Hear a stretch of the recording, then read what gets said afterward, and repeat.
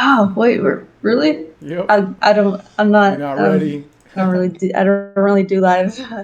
I'll just stay quiet. Too late. What's up, fam? What's up, Boostafist? Be good. How you guys doing? It's good to see you guys. Gary Gensler, I want my fucking money. What's up, Margaret? Money. I want my fucking money. Gary Gensler, I want my fucking money. Money. I want my fucking money. Gary Gensler, I want my fucking money. Money. Money. I want my fucking money. Gary Gensler. What's up, Real Rugged? Calavera, Moises, Andrew, how you guys doing? We're chilling over here in the think tank. My boy Francisco and my girl Naruto. Everybody hanging out. Naruto's being shy though. It's all good. Naruto's being shy. All right. I'll say hi. Say hello. Hey. It's good, Andrew, Pete. It's good to see you guys. So, Francisco, how about a drink? Whiskey. I don't have a whiskey right now. I got the wires for you, brother. Coming your way. Let's go get Kenny Griffin's jet. I'm coming to you right now.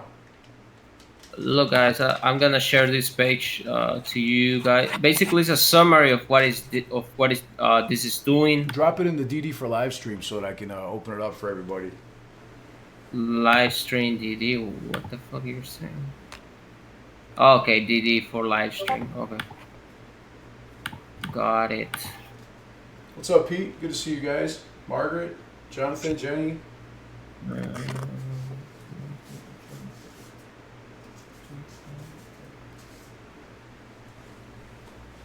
Cheers.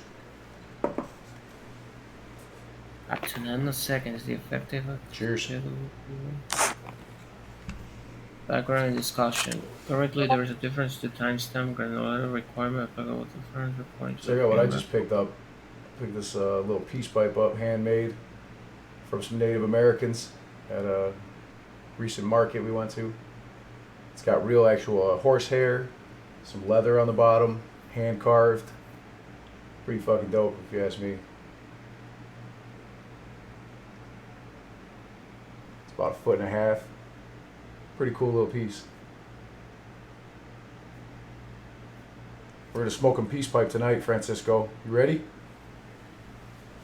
I suppose so. I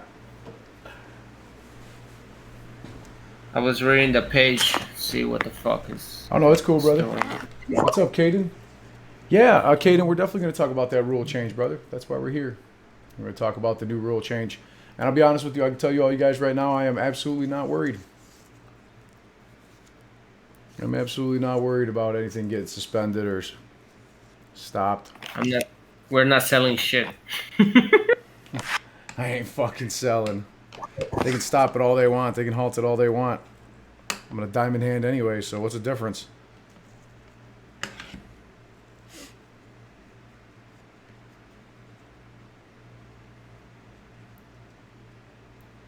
Devil May Rage asks if we're going to have MOAS before the end of the year.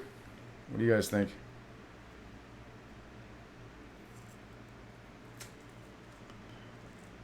I think the fucking government wants their money. They want their tax money. I think they know that the economy is not something that can be propped up forever. They've tried. They propped it up for the last 15 years, 20 years, and the music has stopped. Let's put it that way. Yeah, Moises. Biden signed something about the debt ceiling, all right. Gave the Treasury $480 billion till December 3rd, which is absolutely jack shit because the government spends $500 billion a month. So, what good does that do us, my friend? Absolutely none. Yeah, Caden. Caden says great because I'm not selling to at least $500,000 per share MOAS before Thanksgiving. Yeah, that's kind of what I'm getting at. I mean, I don't care if they halt it or if they want to suspend it. Could you imagine how many people are going to want to buy AMC and GameStop if it gets suspended for 2 days and nobody's allowed to buy or sell? There's going to be a ridiculous number of people that are just on the sidelines waiting to jump in to AMC and GameStop if they get halted for 2 days of constant media attention. Well, I want to be part of the short squeeze. What's up, Zach, Seth, Quentin? It's good to see you guys.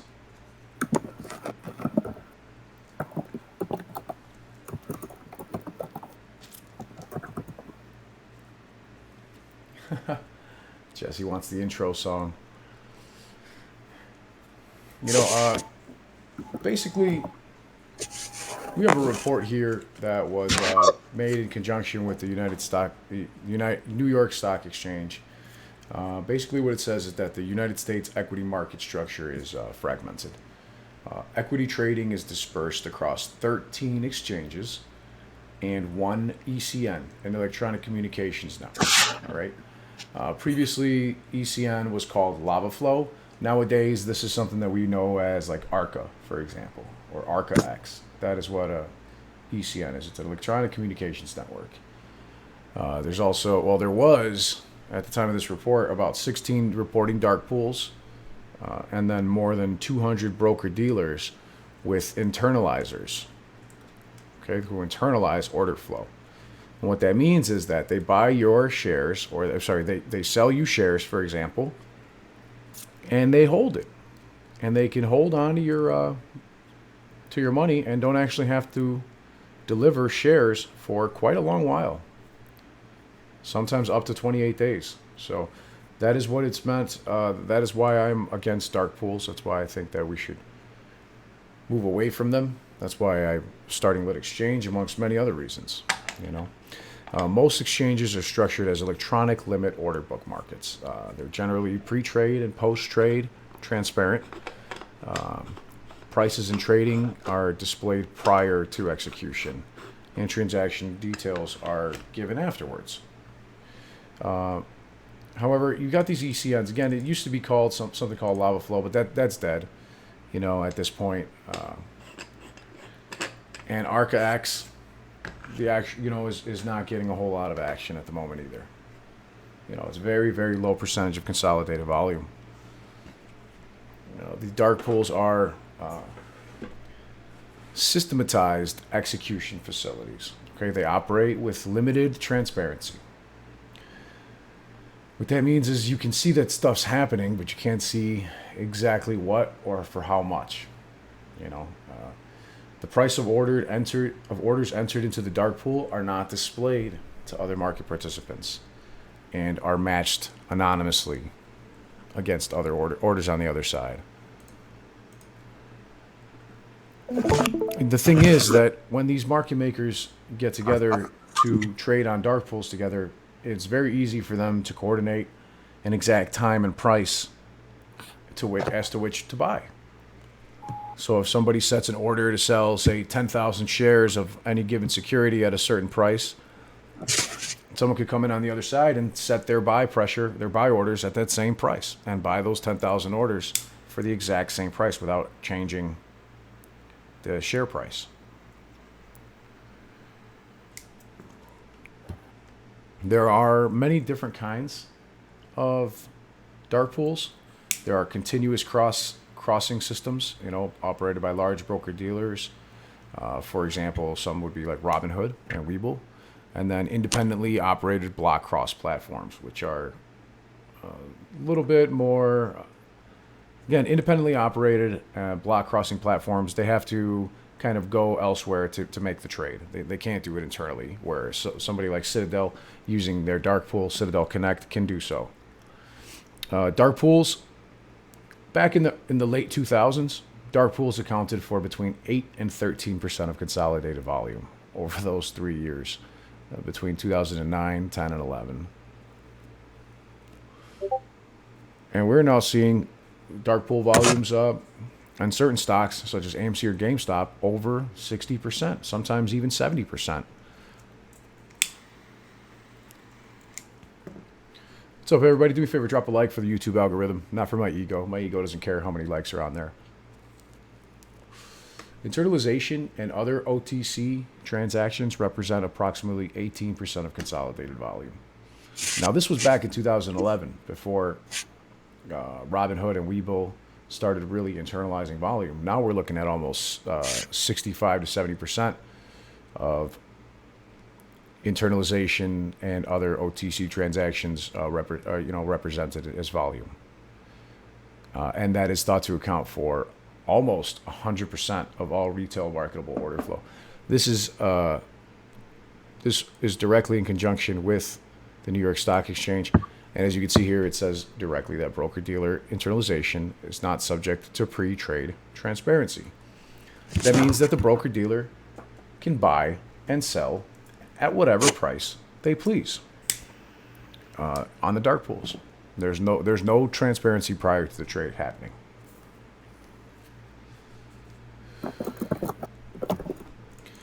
Retail internalization is driven by the purchase of order flow by wholesale OTC market makers from retail. Let's see. Retail internalization. Retail purchases and sells are placed into dark pools through Robinhood and Webull, for example, and they are run through their internalizers.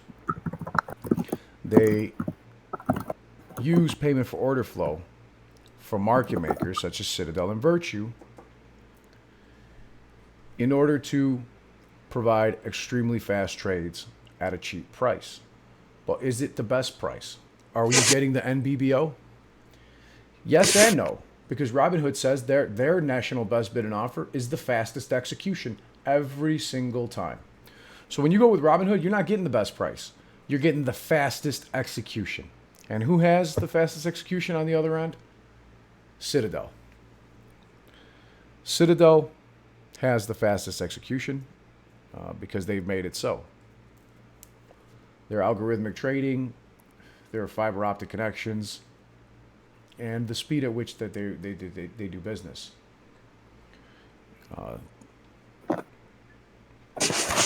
Francesco, the microphone brother, it's killing me. Oh, sorry. Broker-dealer internalizers, such as those used by Robinhood or Webull, like Apex Clearing, must match or beat the NBBO, the National Best Bid and Offer. National Best Bid and Offer is supposed to be a spread. And within the spread, you're supposed to get the best price, the fastest execution available. But the thing is that best bid and offer is subject to the broker-dealer's discretion at all times. And so what do companies like Robinhood do? They don't care if they give you the best price. They just give you the first available share that they can get, and even if they can't get it, because it's all internalized. So they'll give it to you immediately, and then after that, go and fetch it, sometimes up to 3 or 4 weeks later. Go and fetch it from fucking Citadel or Virtue.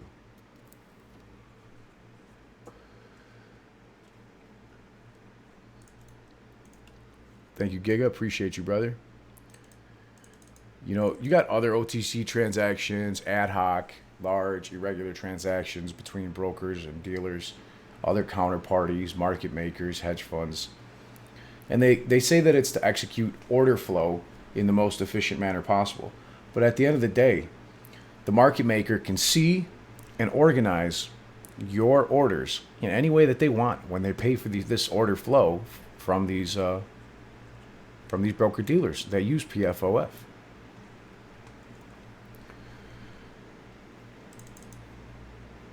And then after that, sometimes a week or 2 or 3 weeks later, as I'm sure you've seen on some of your purchases, once trades are executed, they're immediately reported to the consolidated tape, the mechanism for the provision of public post-trade transparency. These transactions off the exchange are reported to one of 2 main trade reporting facilities. TRFs that are registered and overseen by FINRA. The largest TRF is operated by the NASDAQ, and the other is operated by the New York Stock Exchange. And trades reported through the TRF are printed onto the consolidated tape. Okay, now when you get around to this, what it means is that there's various different ways to trade on the market, and payment for order flow does not always give you the best price or the best execution by any means. Might give you the quickest, but that doesn't mean that it's the most fair for you as a retailer and the best for any of us. You know, that's something that Robinhood is deciding for you, and Webull and all these other guys, they use it. Abel Guerrero says Robinhood is done. I got puts on them. Who knows, man? I hope.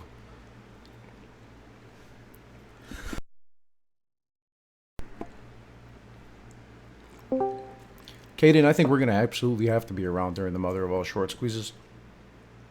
I think that's something I'm going to find a lot of joy in sharing with everybody. See, off-exchange trades reported to the NASDAQ TRF account for 95% of all off-exchange trading in this sample. And what does that mean? Look, even way back as 2011, the data showed that the relative bid and offer spread declined by approximately 50%. The decline in spreads is evident among large cap, medium cap, and small cap stocks. The median quoted spread, which is like the average, median is kind of like average, not exactly. For large cap stocks in our sample or the review period is 1 cent or 4 basis points. Okay. And to analyze the relationship between dark trading and market quality, internalization going through Robinhood and Webull, and dark pool volumes, which is where these market makers run the order through. They can either run them straight through the lit exchange, such as the NASDAQ, or ECN, such as ARCA, those are lit exchanges, or they can run them through a dark pool, like CBOE. Those are the ones that are currently seeing massive amounts of buying pressure, because that is how buying pressure is suppressed, by running it through dark pools. So all of our orders in AMC and GameStop, for example, when advantageous to the algorithm decides to route them through the dark pool in a given amount, whether it be 300,000, 500,000, or 1 million per minute. And what it does is it minimizes the amount of actual buying pressure and increase in price created on the stock. For those of you that are unaware, TD Ameritrade, Margaret, thank you for bringing this up. TD Ameritrade is practically offering bribes to people to keep their GameStop shares. If you go over there and tell them, if you got TD Ameritrade and you, hang on, I should say it like this. I've seen people that have gone to TD Ameritrade and say, I want to take my GameStop or AMC shares and I'm going to move them to Fidelity so I can direct register or whatever. Just move them to Interactive Broker so I can have them at a safer place, in my opinion. And what happened was I saw one person specifically got $1,500 from TD Ameritrade to stay with TD Ameritrade. Now, why would they do this? Because they can't locate the shares to be able to sell, to be able to push your order to the other broker-dealer. A lot of people think that when you transfer your shares to a broker-dealer, they transfer the shares you currently own. That's not the way that it works. Most of the time, especially from like Robinhood and Webull and other PFOF, TD Ameritrade, they will sell your shares, send that exact amount over to whoever you're sending your stuff to, and they will buy it back.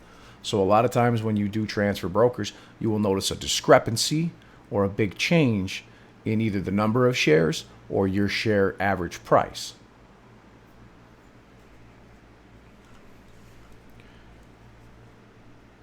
That being said, I'm going to go way down here to page 68 because that's where the next most important thing is that I have to show you guys before we move out of the newest changes on FINRA.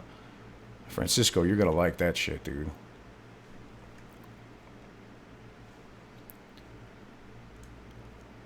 Let's take a peek and see what this tells us. U.S. equity market structure has evolved dramatically over the last decade. Yada, yada. We know that. You know, technology, fucking great. Within this fragmented, aka fucked up market structure, dark trading in the form of broker-dealer internalization, Robinhood, Webull, PFOF, and dark pools, Citadel Virtue routing orders through dark pools to suppress buying pressure, has grown significantly. Dark pools have helped to reduce information leakage, minimize market impact, and increase investor choice. Yeah, you have more choices. Does it mean it's a good choice? It increases your choice. You can either go through a reputable company and pay a small amount of commission, or you can get your trades for free where you are the product. And you don't know. Actually, we already know because Robinhood, for example, stated to us specifically recently that their national best bid and offer is to give you the soonest available share. They don't give a fuck if they give you the best price. They're making a killing off of it from selling the order flow, plus the amount made on your actual share purchase when they're buying it at a lower price than what you purchased it for.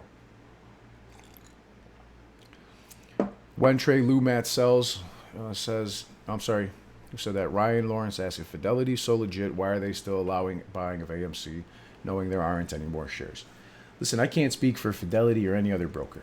I'm not sponsored by anybody. I don't get paid by anybody. I just know that I happen to like Interactive Brokers and I happen to like Fidelity. Why? Because they're companies that have been in business for decades. They have a proven track record, and they didn't bring on millions of customers that they couldn't handle. Robinhood. So that's why Robinhood had to pull the buy button on January 27th, because I'm sorry, was it 27th or 28th? I think it was the 28th when they pulled the buy button, because on 27th they were still trading. 28th, thank you very much. The 27th is when Robinhood discussed with Citadel, allegedly, according to the Florida Discovery lawsuit. Great information, by the way. Damning information. Whereas, Josh says Fidelity has the collateral. They do have the collateral, and they probably will find a way to buy shares. Whether they're real or synthetic really doesn't fucking matter at the end of the day. Their shares are shares. And when a stock is purchased, it doesn't matter if you buy real shares, synthetic shares. They're all fucking synthetic for AMC and GameStop at this point, if you think of it like that. But the key thing is that retail now owns almost the entire float, or the entire float several times over, in my opinion. So even when these overly shorted stocks are being bought back from synthetic shares or real shares, it doesn't fucking matter. It's going to create positive buying pressure.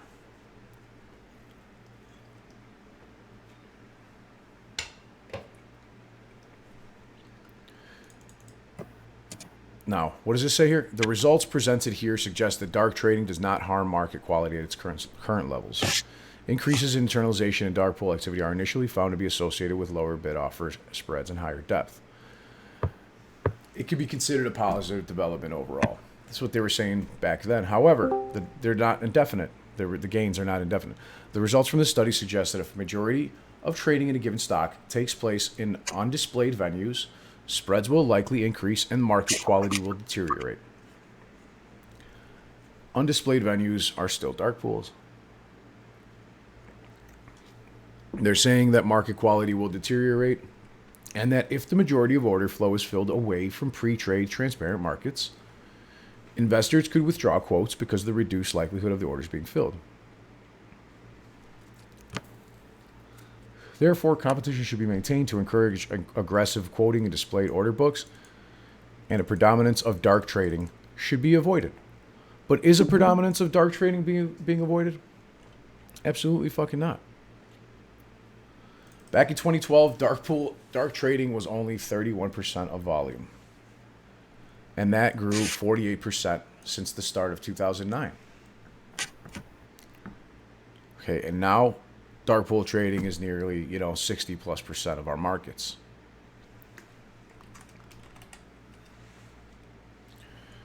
Off-exchange transactions are reported as one of the two main TRFs. A TRF is a trade reporting facility, and they are registered and overseen by FINRA.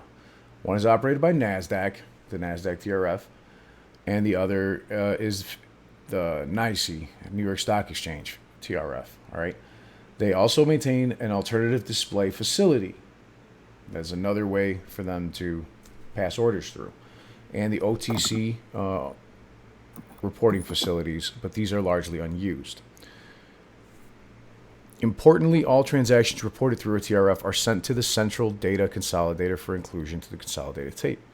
This means that all transactions, whether executed on or off exchange, are reported via the same public mechanism. The consolidated tape has a linking effect on the equity market. That's pretty good, acting as a repository for all the information. Now, we want information to come through as fast as possible. All right? But as noted elsewhere in this report, ATSs such as Darkpools do not publish quotes in the public consolidated quotation feed. Darkpools don't affect buying pressure in the same way that running through a lit exchange. Buying through lit exchange is key, whether it be through a broker who offers you the ability to do so, such as Interactive Brokers or Fidelity or any of the other ones that do, or a new broker dealer who's coming out soon named Lit Exchange, who 100% uses lit exchanges, obviously, per the name, never uses dark pools or payment for order flow. That's going to be a little bit, and the MOAS, I think, is coming a lot sooner than that, in my opinion. That being said, that was a little bit of a longer explanation than I wanted to give for that. But Francisco, I think it was necessary considering the upcoming change relating to FINRA ADF and TRF timestamp granularities. Now that you know what an alternative display facility is, a different way of reporting, and TRF, a trade reporting facility, such as the one from NASDAQ and NYSE that we just talked about, these member firms report OTC transactions, right? So they report, and previously, they could take their sweet fucking time. But as of November 15th, they're going to begin supporting timestamps up to nanoseconds. Nanoseconds. Look at how many nanoseconds they're going to have on that thing. This is all part of the new CAT system, the Consolidated Audit Trail. OATS is out, CATs are in, and CATs are here to stay, and that's good. That's good for all of us. Francisco, why don't you tell me what your thoughts are on this, man? Because it's pretty straightforward, right? What do you think? On what? The CAT system and the updated timestamp, the timestamp requirements that where they have to support timestamps up to nanoseconds to prevent fuckery. Basically, they used to report to FINRA in, milliseconds? Mm-hmm. But now they have to report in nanoseconds, and they have to put a time. Basically, they need to leave track on the CAT system too. So it's not like they can, mess up with the flow. They have to leave tracks on the footprints in the CAT system. So everything's gonna have an exact timestamp, and basically like a serial number, like a VIN number for your car. It's gonna prevent the synthetic shorting that we've seen in the past, like over the last 10 and 15 years for AMC and GameStop. The synthetic shares have been rampant, and we don't know exactly how many there are. Well, that's why they're considered synthetic. If we knew how many there were, everybody in the world would have already bought into these stocks. We can only estimate based on the numbers that we've had in the past, such as when we've reported our shares and found out that there's somewhere between 1.5 to 5.5 billion synthetic shares minimum, according to data analysts' estimates. So I think that's really important, and this is going to be very good overall, for the ADF facilities and the TRFs. All right. These, again, off-exchange transactions are reported at two facilities. So that means Darkpool and internalized. Okay. The faster that we can get them to get reported, and the more, steps and serial numbers and such that are tracking systems that are in place through the CAT system, which was started, I believe, beginning of September. It's only going to be good for retail, and these are the positive changes that we want to see in our stock market. It's the reason that I'm invested in the stock market, that I'm personally, aside from money, that I'm personally holding AMC and GameStop. Because until we make real things like this happen one at a time, one day at a time, nothing is going to change. So a lot of people are concerned. I want to tell you guys right now,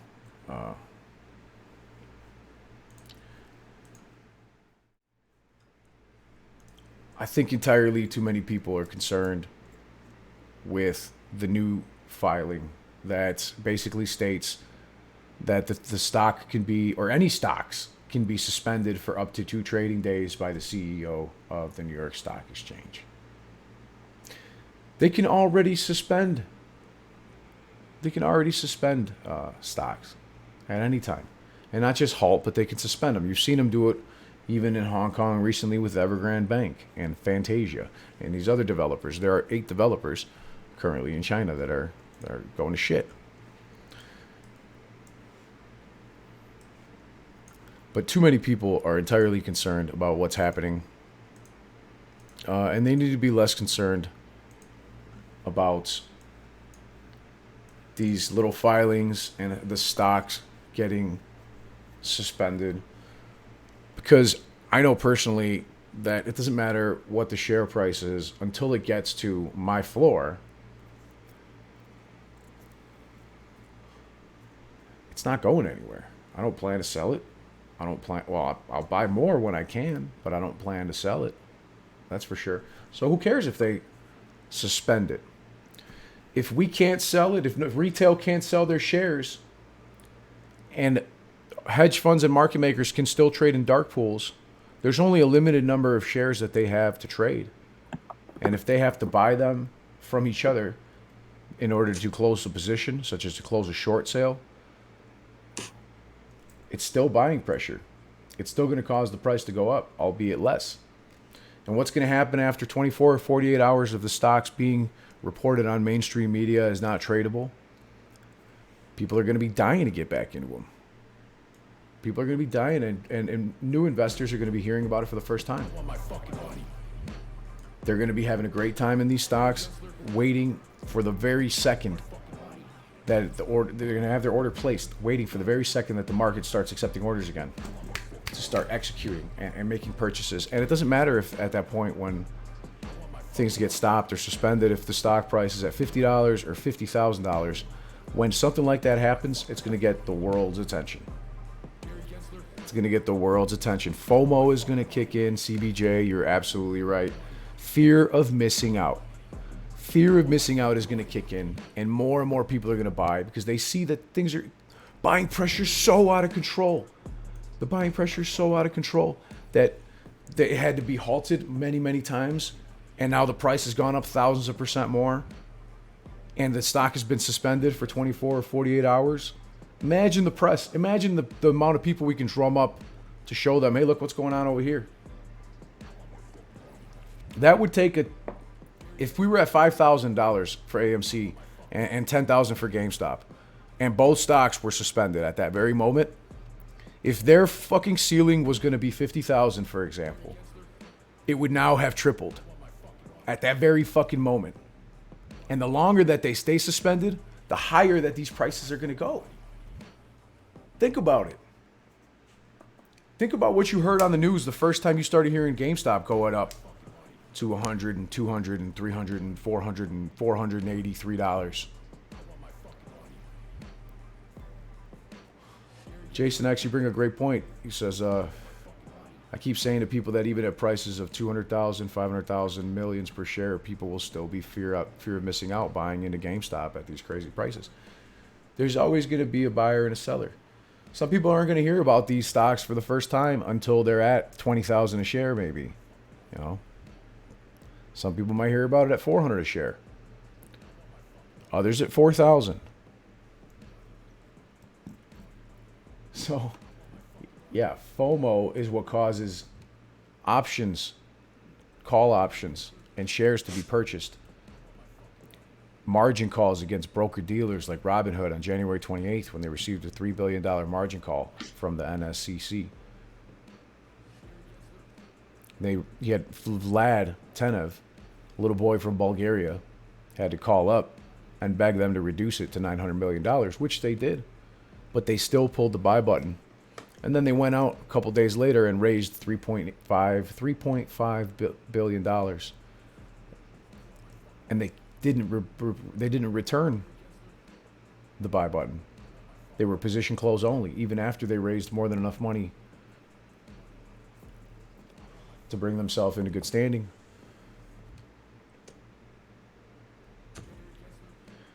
TMI's baby mama asks, do I believe the MOAS will happen in January? No, I do not believe that. I believe the MOAS will happen in November, December, and be over before the end of the year. Merry Christmas. We're going to be so fucking rich. We're going to be so fucking rich. And, you know, I have to mention, since we're on the subject here of sensitive subjects, I think that, you know, computer share is not the best thing since sliced bread. I think that Market Watch is pumping it, and they're owned by Citadel. Jim Cramer is pumping it, practically, and he's owned by Citadel. Computer share is not the bee's knees. I hate to fucking tell you. I hate to say that. They're not even a broker. Computer share shares are only for shares you don't ever want to get rid of. You will not be able to sell quickly on computer share, in my opinion, when the time comes for the mother of all short squeezes. So if you went ahead and YOLO'd all your shares into computer share without doing more research, you need to go Google and go search around elsewhere, wherever you trust, for reviews. Do me a favor, drop a like for the algorithm for YouTube. Champ Steele says, yo, give Welch a shout out on his new song. Brother, I didn't know Welch had a new song. I have no idea what you're talking about, but share it with me. I'd love to check it out. I like Welch and all the guys over in the Mill Squad. Michael, we just got done talking about that rule about halting trading. You got to go back and listen to it, brother. We just spent about 15 minutes discussing it, and I don't think it means jack shit. The rule about halting trading, let's put it this way. It's not about halting trading. It's about suspending trading for up to 2 days by the CEO of the New York Stock Exchange. We have reviewed it in depth. We have come to the conclusion that it doesn't mean shit. Yes, the stock can be suspended. Any stock will be able to be suspended according to them, for the good of the public.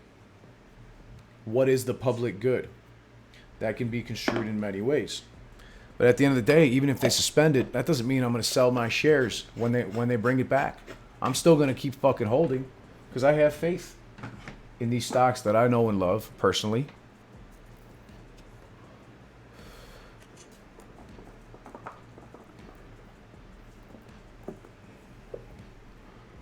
Just picked this guy up here. Check that out. Look at the detail on that. Real leather. Hand carved.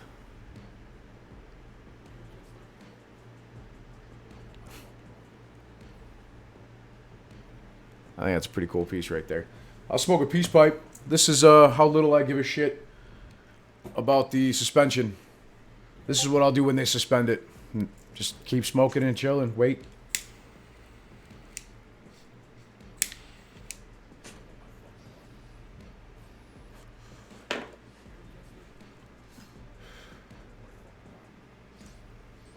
Go back over here to the other screen while we're on the subject. You know what? Before I do, I want to give a heads up. I got a gift. I got a little gift in the mail from a buddy. I am really pumped to open this. I'm really pumped to open this. I'm going to show this to you guys in a second here. But while I do that, you know, I need a little bit of tank by the seatbelts in my life.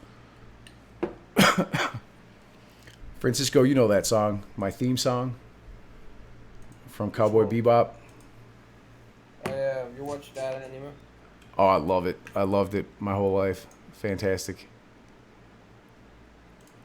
That's why I had to, you know, kind of take it under my wing and make it my own as well. Have to represent. Yo, bro, I was just checking that Senate goes back to work on Monday. Oh, yeah. That's great news. So basically, they got 1 month and 2 weeks. The Senate. The United States Senate goes back to work on Monday. Monday, I believe, yeah. So, You got a link? You got any articles? No, it's just a calendar, the regular calendar. Okay, cool. The congressional calendar. Yeah, that one. Excellent.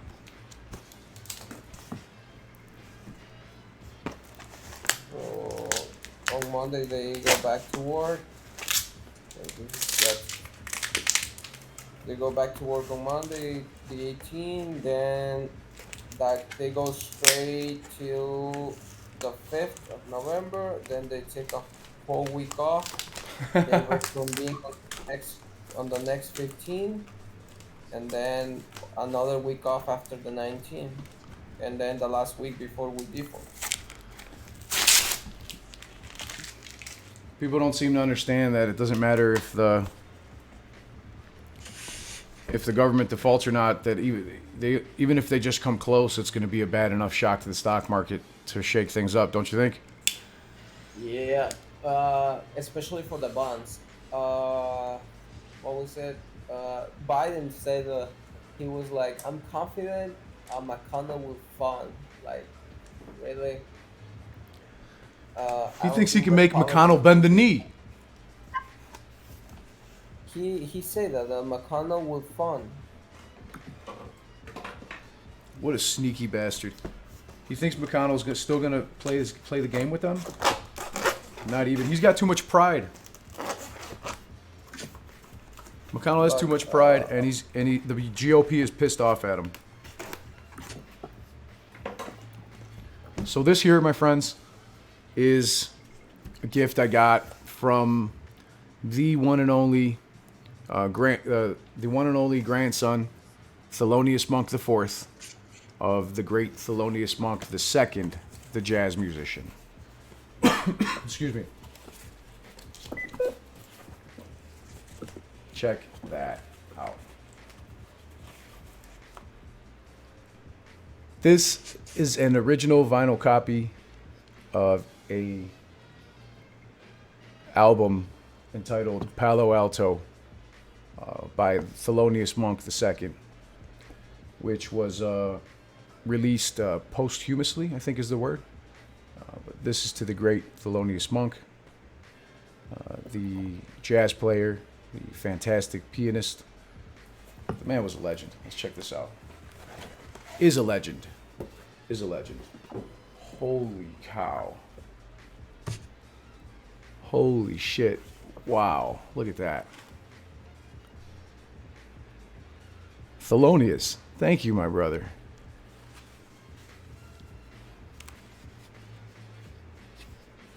Damn. Signed it, bro. That is sick. To Marcel, the best to you. Hodl strong always. T.S. Monk. That is sick. So fucking cool, brother. Thank you.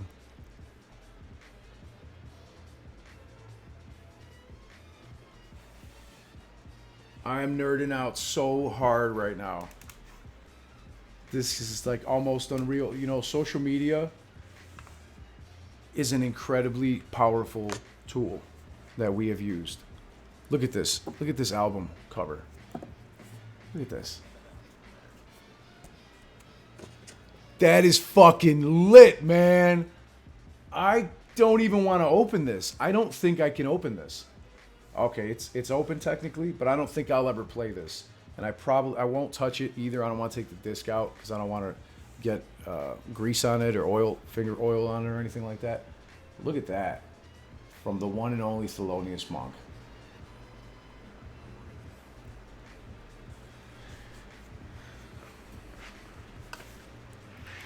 That is so sick. Put that back in here, keep it safe. There is a lot going on here with this cover, this album. There's more. For those of you that are unaware, Palo Alto, this vinyl, it was recorded by, the live with the one and only Thelonious Monk, the famous jazz musician. However, it was actually not released to the public until after he had passed away.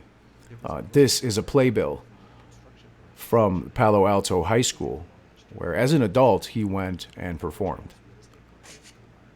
This is amazing, Thelonious. Thank you very much, brother. I am incredibly touched by this gift.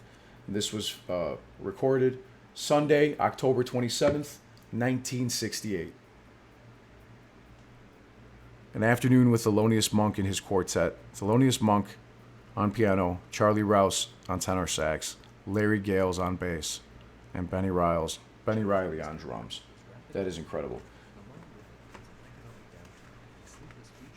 So there's more in here, but let's just leave it at that for now, because that was fucking sick. I'm gonna have to put that somewhere safe on display.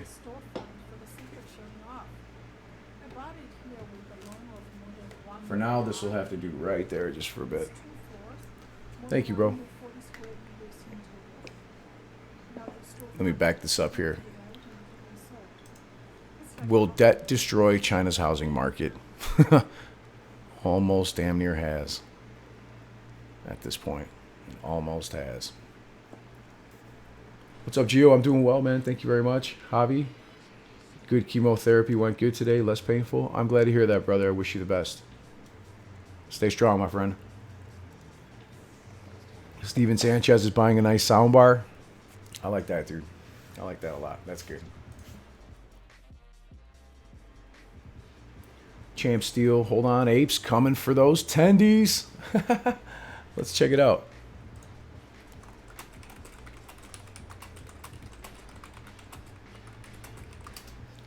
Thanks, Champ. Let's check this shit out. Hey, man, thanks for super chatting me. You don't have to do that. You could have just spammed the chat in there. I'm sorry if I didn't see it previously. Jeff Norman says the reverse repo hit 1.6 trillion. Oh, what is this fucking loser doing here? Oh, is Lou in it? Nah, I don't want to see it. If Lou's in it, I don't want to see it. I'll give a fuck about Lou. Try again, Welch.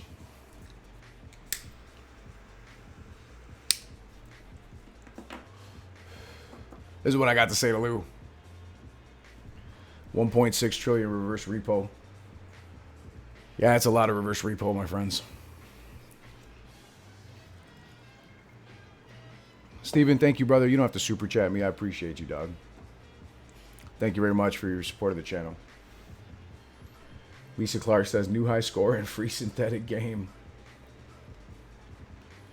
Yeah, I think so. Palo Alto translated in Spanish means tall tree, says Pete Diaz. Yeah, you're absolutely right. I didn't think about that. Palo Alto. I had not thought about that, my friend. I was thinking about it strictly in the music sense.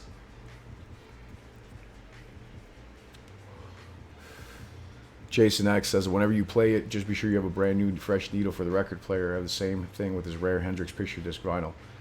Yeah, I don't know if I can. Like, I can listen to it on... The sound is so rich, though, on a vinyl. That's the thing. I might just have to. You know, I might just have to.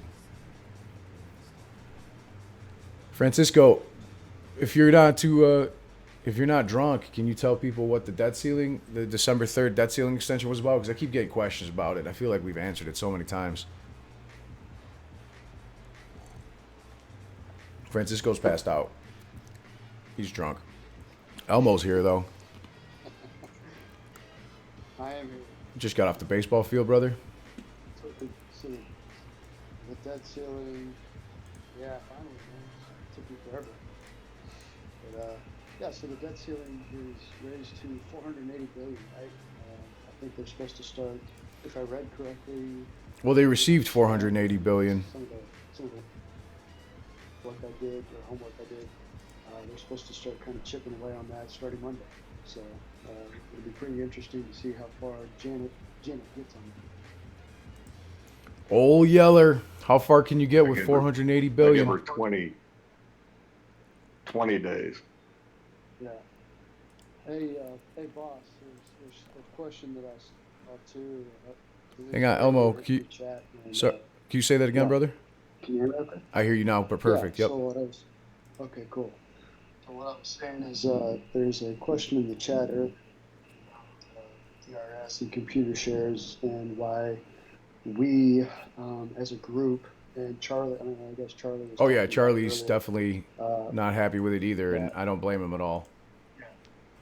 Yeah, absolutely. So, can you? One of the questions was, can you talk us through why us as a group don't necessarily use it? Why we would not?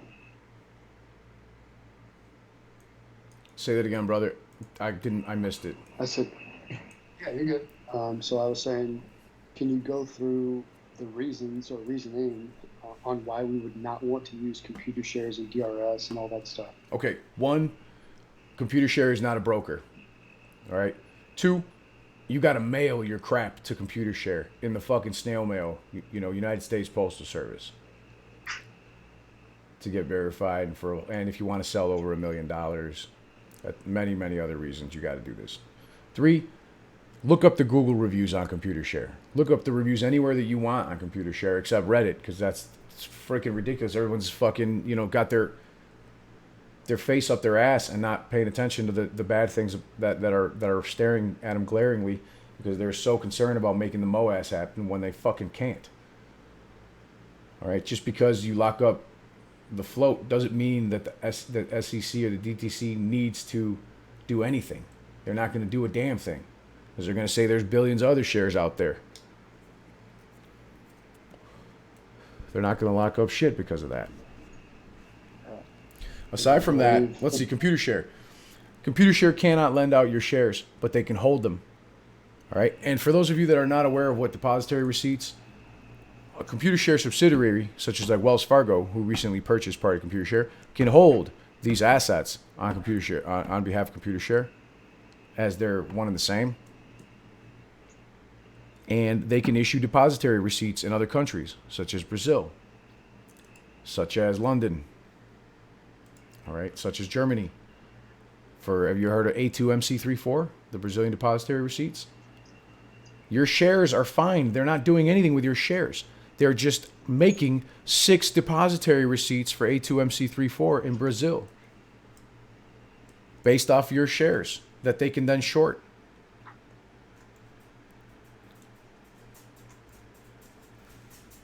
A custodian bank can be Citibank, it could be Wells Fargo, it could be JP Morgan, it could be any bank. All right, they're responsible for custody of the equities underlying the BDRs. Computer share has them on hand because you gave them the computer share, right? You registered them with the computer share, and now they're holding them. So even if computer share is not a broker dealer and is not a bank, that doesn't mean that they can't give them or have a custodian bank such as Wells Fargo be responsible for custody of the equities underlying the BDRs, aka your shares of GameStop or AMC.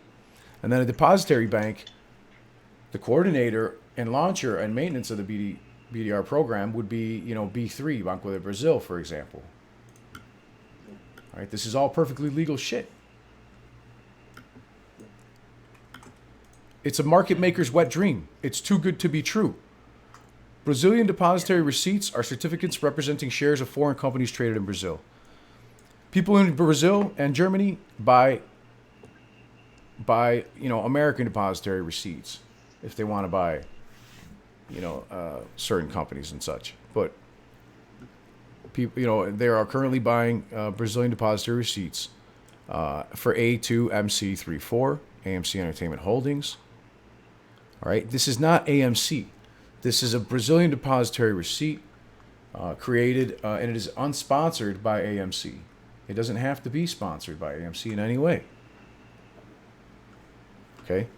They are separate from the company, from the investors, and from relations. All right? So the shares of AMC and GameStop can be blocked abroad. Let me see if I'm blocking this with my screen. Yep, I sure am. Hang on, let me see if I can move this over.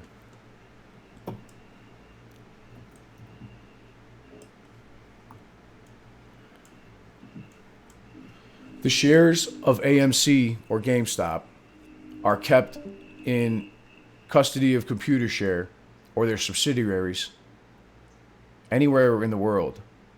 And they can then issue depository receipts anywhere in the world where it's legal to do so.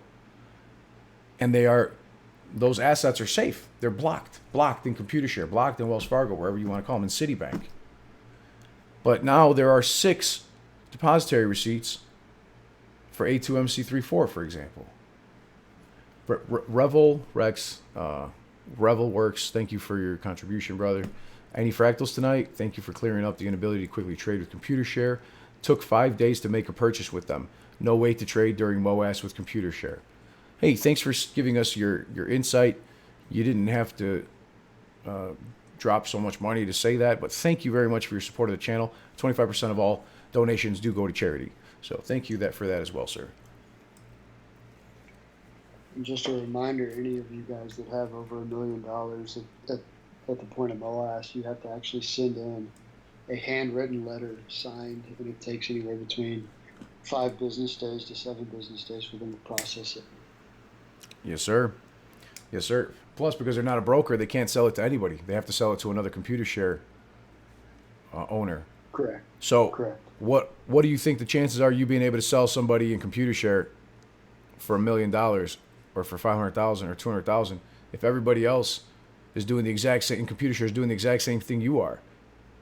You know, they got a shitload of money, or YOLO money tied up in there. Do you think that there's just millionaires sitting with money in ComputerShare ready to buy your GameStop and AMC? Maybe, but I would doubt it.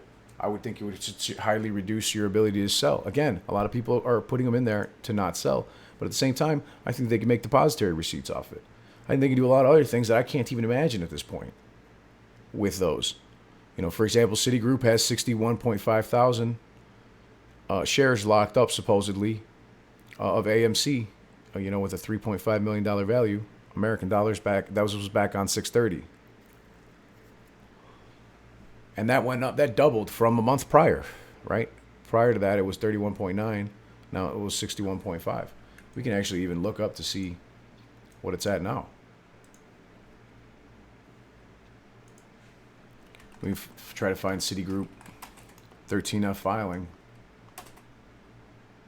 and see what the fuck we can come up with. Oh, my buddy gave me some really good place to look it up. I'm going to check on that real quick. But yeah, no, that was a great question, man. Appreciate you guys bringing that up. And hi, Pam. It's nice to see you. I don't want to say that it's not right for everybody. I just think it's not right for most people personally, and I think it's bad for me and a lot of other people. Not to mention, Dave Lauer did confirm with Conway Yen and myself on Twitter that if a stock doesn't meet liquidity requirements for the S&P 500, which is 50%, that the stock would be delisted. Enough said for me to be like, fuck that. I hope nobody signs up for that shit, but everyone's going to do what they want, so. Craig Anthony, I am familiar with the 13H. Why do you ask, my friend? Too many windows open. Let me smash some of these out.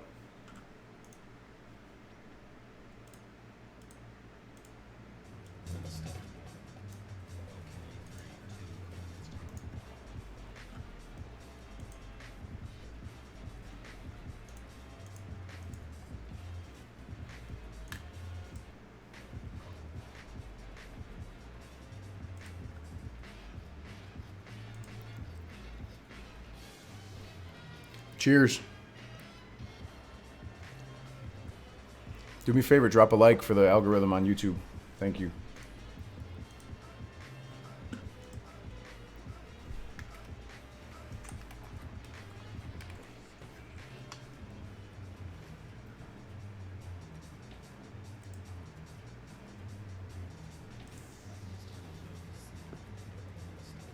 No, that's not pulling up the one.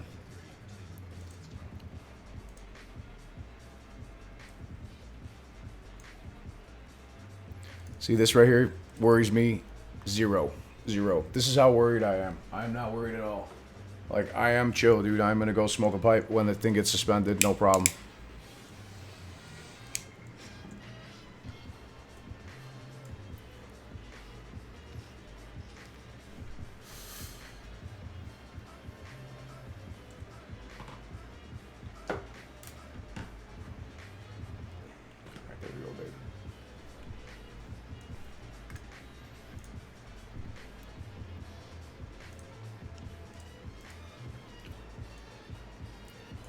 Ben Currington. I don't have a favorite blunt, brother. I like shows. I like Swishers and White Owls. They're good. You know, I'm straight. Let's see if we can get Edward in here. Let's see if we can get Edward Britchick in here. Drop some fractals, right? That'd be kind of fun. Aaron, thanks for sitting with me. You know, up late night on a Friday night over here, soaking in knowledge, having a blunt. But yeah, I'm not concerned about this. I say let the CEO halt that shit. I want to get eyes on this. Can you imagine how many people are going to be watching it when GameStop and AMC get halted and suspended because the price is running so insane it threatens the global markets? They're going to be like, I want a fucking piece of that pie. That pie's looking mighty tasty. They're going to fear missing out straight into it. Straight into that shit. We're going to be so goddamn fucking rich. There's gonna be a shit ton of FOMO buying when that happens. Oh, man. It's going to be insanity. People are going to keep hearing about this for the first time. There's only like 5 million investors, retail investors in AMC and GameStop combined. That's like what, 0.1% of America? 0.2, 0.01, 0.02% of America? Yeah, it's less than that. I mean, it's pretty close to that. You know, it's Crazy. almost nothing in the grand scheme of the amount of people that could actually put their money in here. And who knows what the fuck would happen then?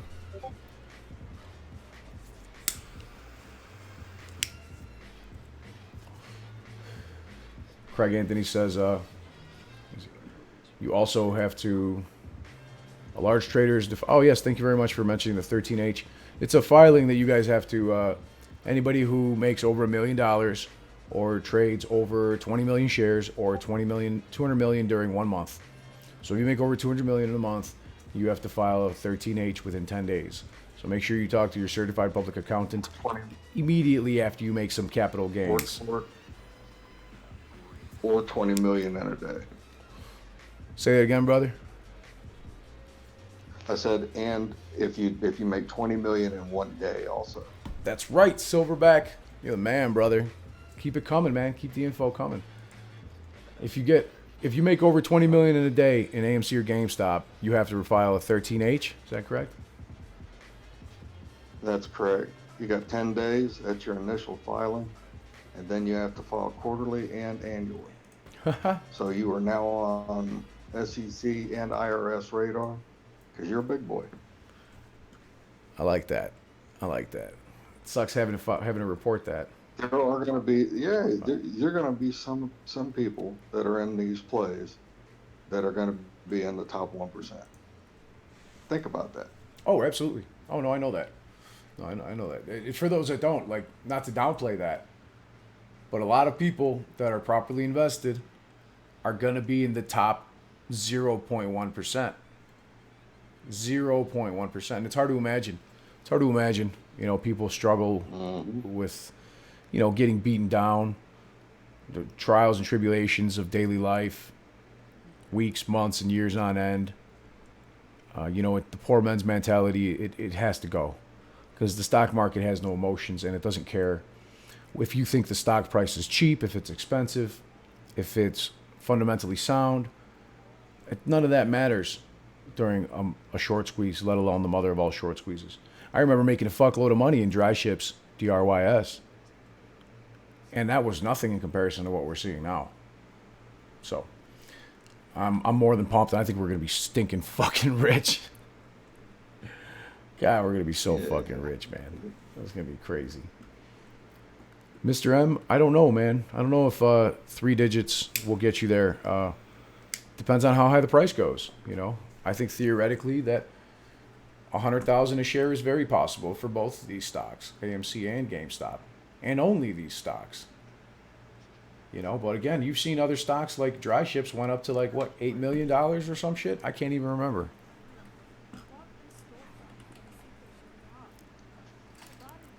Got reverse split so many times, and it was down to 1 share at one fucking point. It was more than 8 million. I forgot how much. We're gonna find out right now. That's fucking crazy just to even think about. Yeah, hang on a second. I gotta turn off this other fucking Makes stream. me wet. Go ahead, brother. Makes me wet again. Oh shit. Oh damn.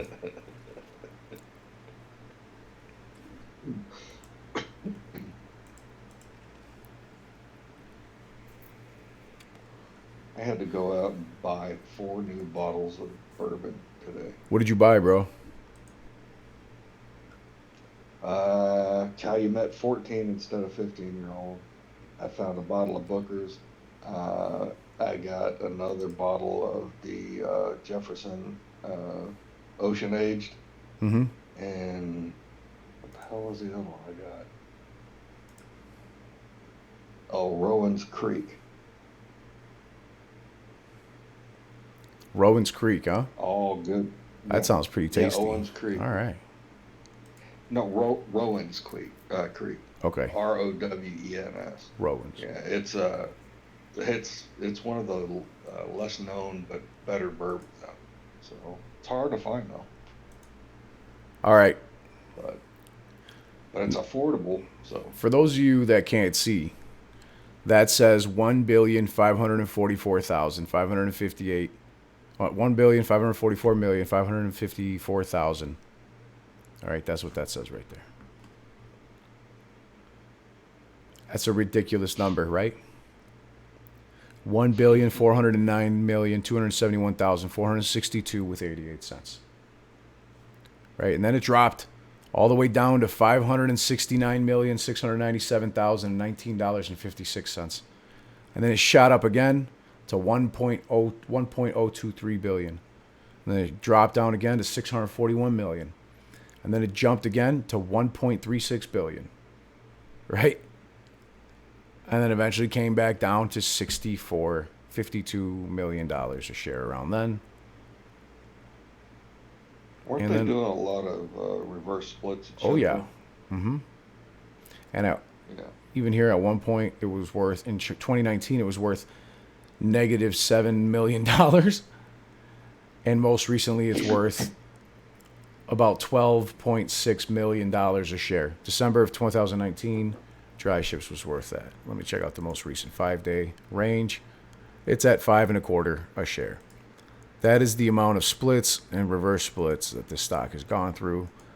It was a huge pump and dump. It was severely abused. And it went to $1.556 billion. So if you're going to tell me that 100,000 or 500,000 seems like a lot of money to you in the stock market, it shows me you don't know dick about the stock market. Because the stock market doesn't give a fuck about your feelings or what you think is a lot of money or a little bit of money for a share. Because this thing went from 1.5 billion to $5 a share.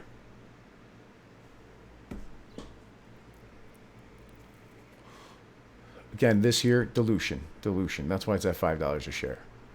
It was diluted after they did this to squeeze people out.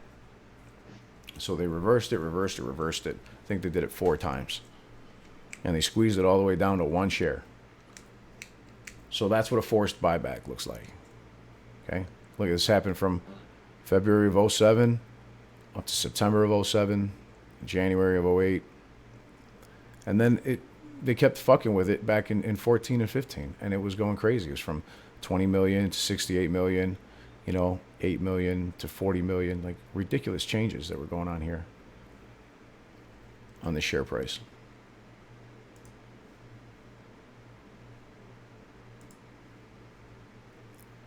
As you can see, as recently as 2015, it was up 19.5 million. And again, splits 9 million. And then look at, you see the massive splits, dilutions. I'm drinking Dewar's 12-year. Are you? Yep, Dewar's 12-year. I'm having a big cold glass of Wired Tears. Of Wired Tears? What a little bitch.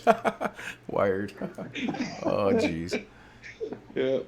With a Lou whiny chaser. So. Of Lou the felon, That's awesome. Lou the securities fraud, the investor fraud. Or should I say the defrauder of investors, according to the time he spent in jail? Yeah. Mr. Totana. What a class act. What's up, Pete? Zany? What's going on? When Moon? I don't know, man.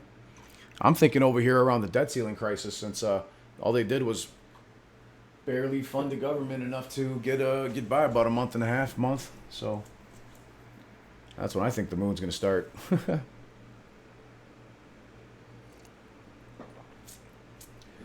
Jason says DRS is literally operated by and regulated by the DTC. It is not what is being made out on Superstock at all. It is also not separate from the DTC or seeding company at all. You want to look at the reverse repo chart?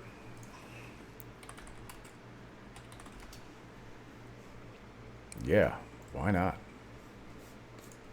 Yeah, I think it was at 1.6 today or something like that. 1.6. That is fucking awesome. God, we're going to be so fucking rich. Hey, Joseph, thank you, brother. What happens to your shares if the broker you have goes bankrupt or can't pay the share price? Joseph, if that happens, say your broker-dealer goes bankrupt, I believe the DTC would take over. They would liquidate all their assets. The DTCC. Yep. And then they would force a buyback. And then anything that was still owed out would have to be taken from assets of other hedge funds and market makers and broker dealers that hold the opposite end of those positions. So Robinhood going out of business would be good for many people and bad for many people. So that'd be interesting for sure.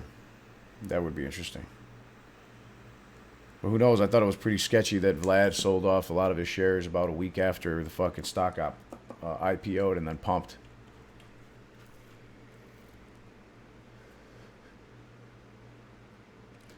Okay, in July of 2021, the federal FOMC established a standing repo facility.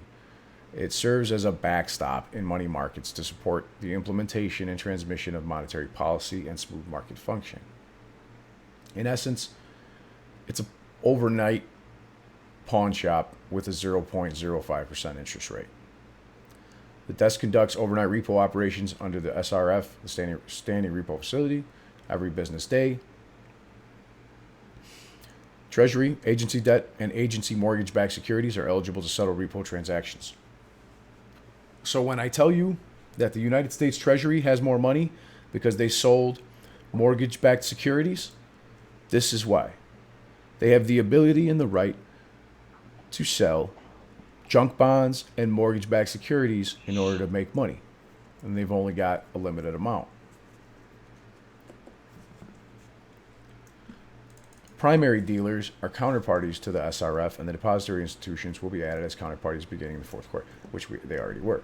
So now there's primary dealers and counterparties, which like Fidelity would be, I believe, primary dealer, and then others would be counterparties. And I'm just saying Fidelity as one of several because they are one of the strongest players in the market. Correct me if I'm wrong, but I think BlackRock is as well.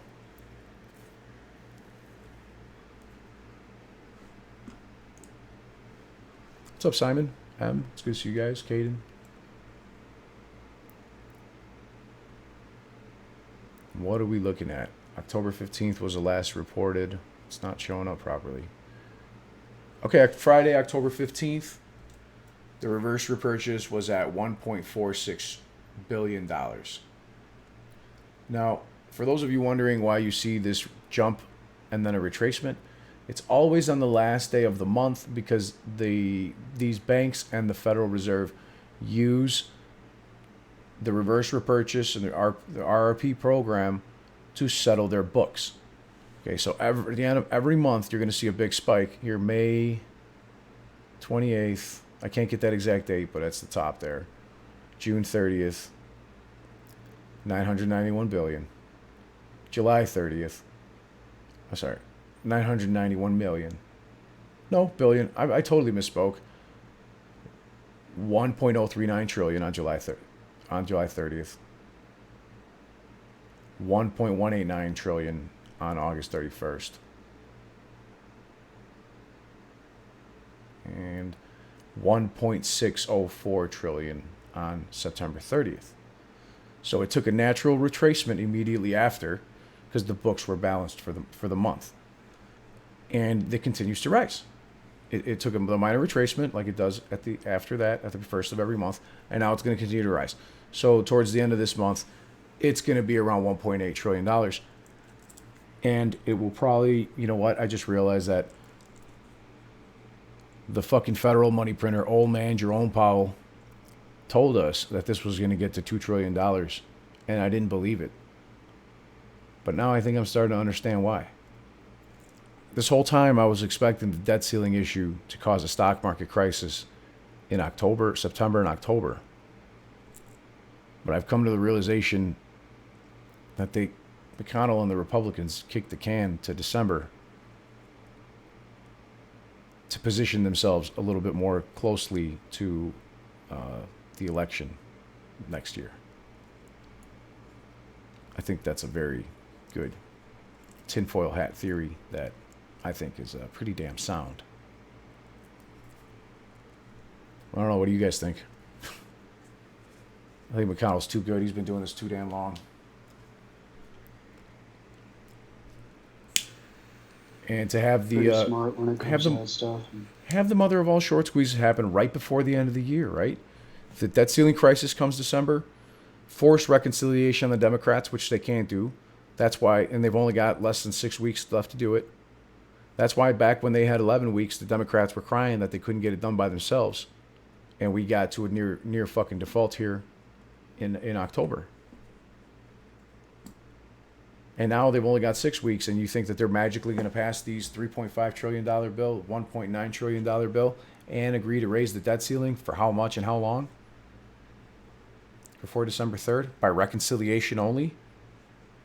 And on top of that, if this goes past or into January 2022, think of how many people are going to make 20% back on their taxes.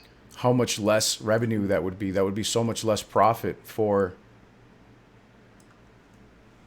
That would be so much less profit for the Federal Reserve, wouldn't it?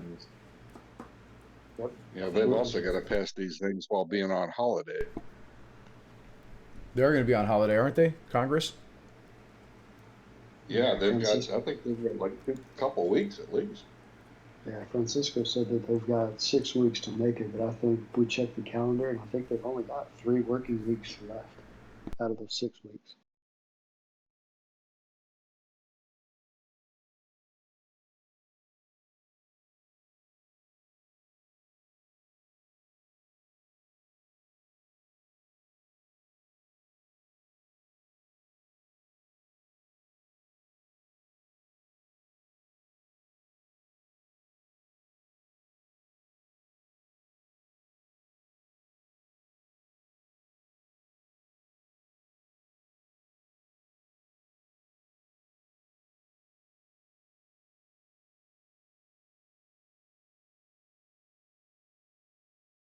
Oh, thank you very much, brother. Yeah, I did have it muted. Sorry about that. I wanted to mention that Jason says the DRS is operated and regulated by DTC, not ComputerShare. DRS is a service that was literally created by the DTC with the intention of dematerialization of the markets. I can't speak to that exactly. I know that a lot of people are for DRS. I would prefer that over ComputerShare any day of the week, in my opinion, but I haven't done it. And I think it's right for some people and wrong for others. I just don't think that it's right for me. So to each his own on that end. I think DRS is a lot healthier than ComputerShare. But again, I'm not a financial advisor in any way. Now, I do have to tell you that I may have to disclose legally that I am studying for my Series 7 broker's license because of my connection with Xchange. But that doesn't mean that I'm a financial advisor in any way. I just don't want there to be any issues in the future should that come up.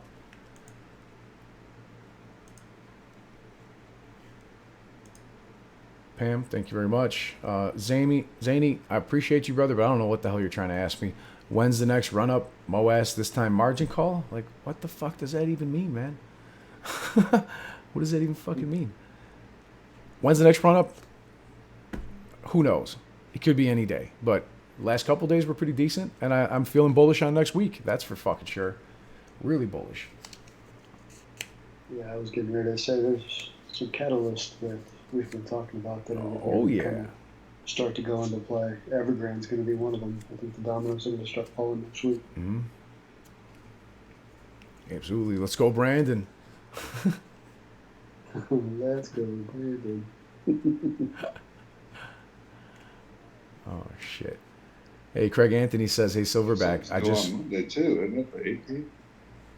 Craig Pardon? Anthony says that Silverback, he just bought a bottle of Rowan's Creek. Thanks for the recommendation. Nice. Yeah, man. Good deal.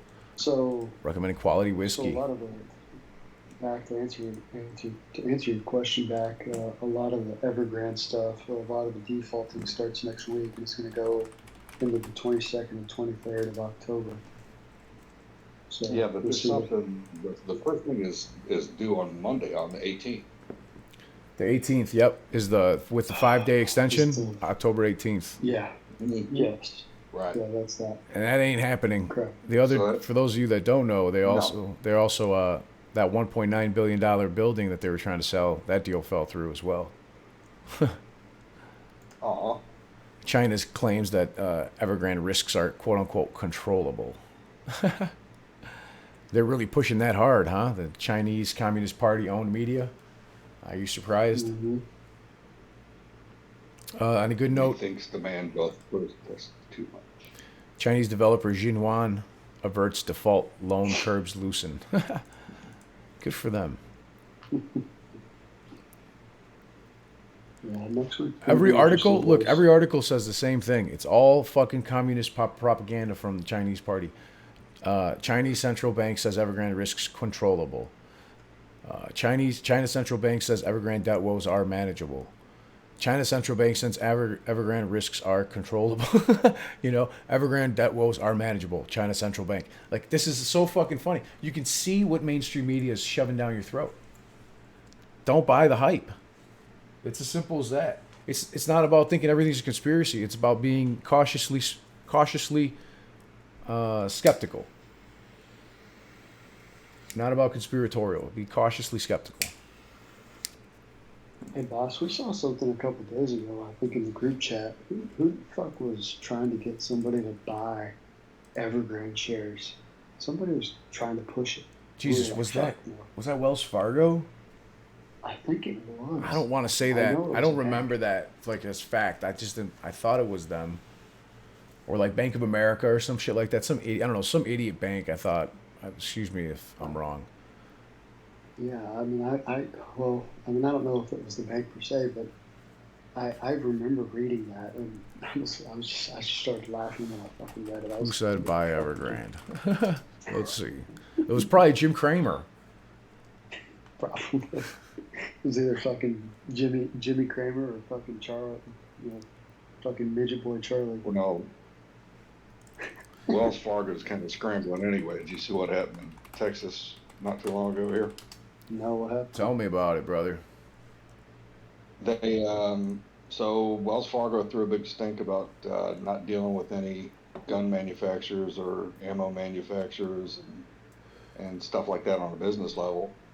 State of Texas passed legislation forbidding and outlawing dealing with any financial entity that turned its back on the Second Amendment and people that worked under it.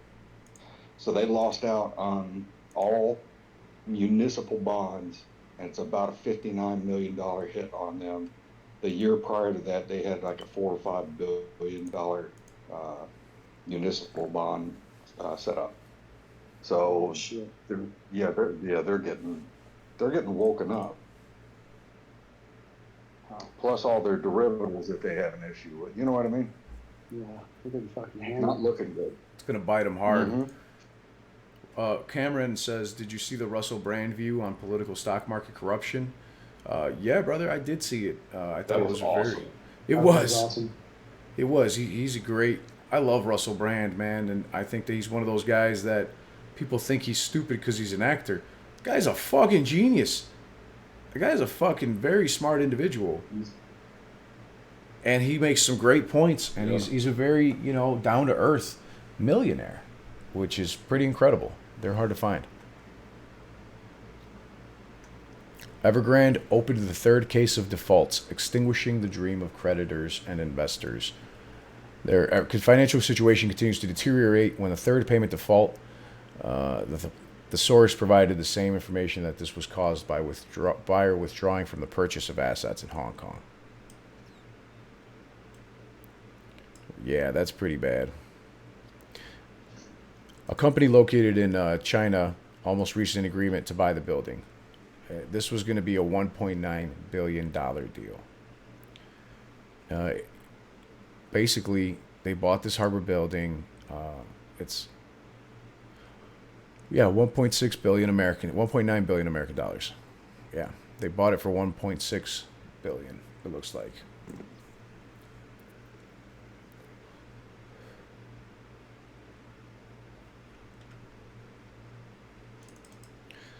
Okay, for those of you that are unaware, Evergrande also owns a goddamn soccer team and a soccer stadium, a football stadium. So they're currently trying to sell their soccer team, their soccer stadium, and then tons of these housing projects to other developers. And they couldn't even sell this fully finished building because of how bad their money management system was. They canceled the deal. This is not going to get any better anytime soon for Evergrande or these other 8 developers. They missed a bond on their soccer team. I'm going to buy puts on their soccer team.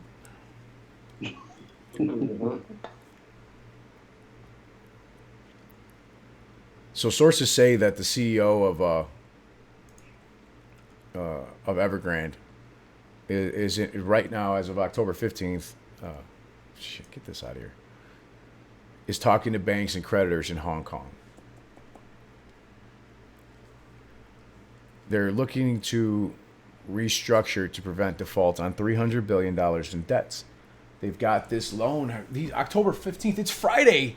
It was Friday, October 15th, and it's now Saturday, the 16th, and these poor fucks are still over there trying to beg for money. And there's 3 different sources talking about it, They have $300 billion in liabilities. They have left investors in the dark about repayment plans because they have no repayment plans. They've missed 3 fucking rounds of repayments on dollar bonds. The global contagion is here. Ain't that the truth? The question is now, when do the big banks get margin call over their exposure on it?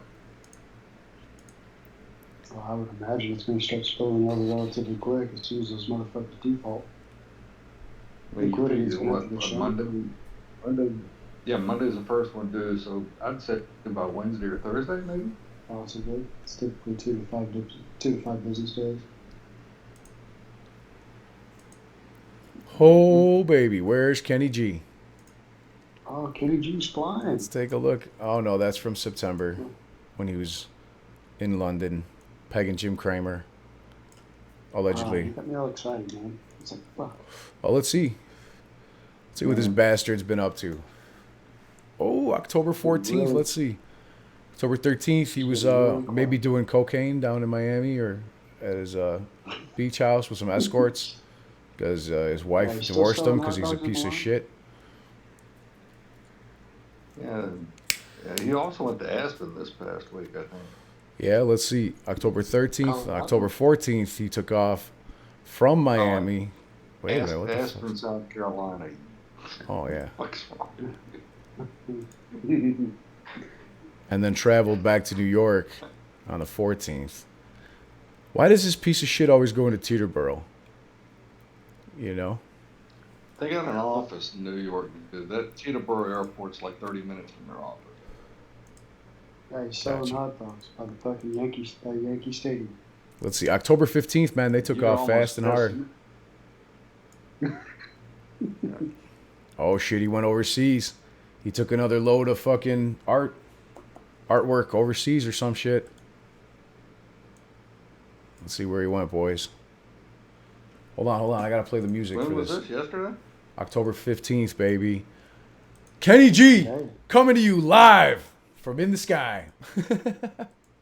Ken Griffin's That fan club. motherfucker goes to Spain. If he goes to Spain again,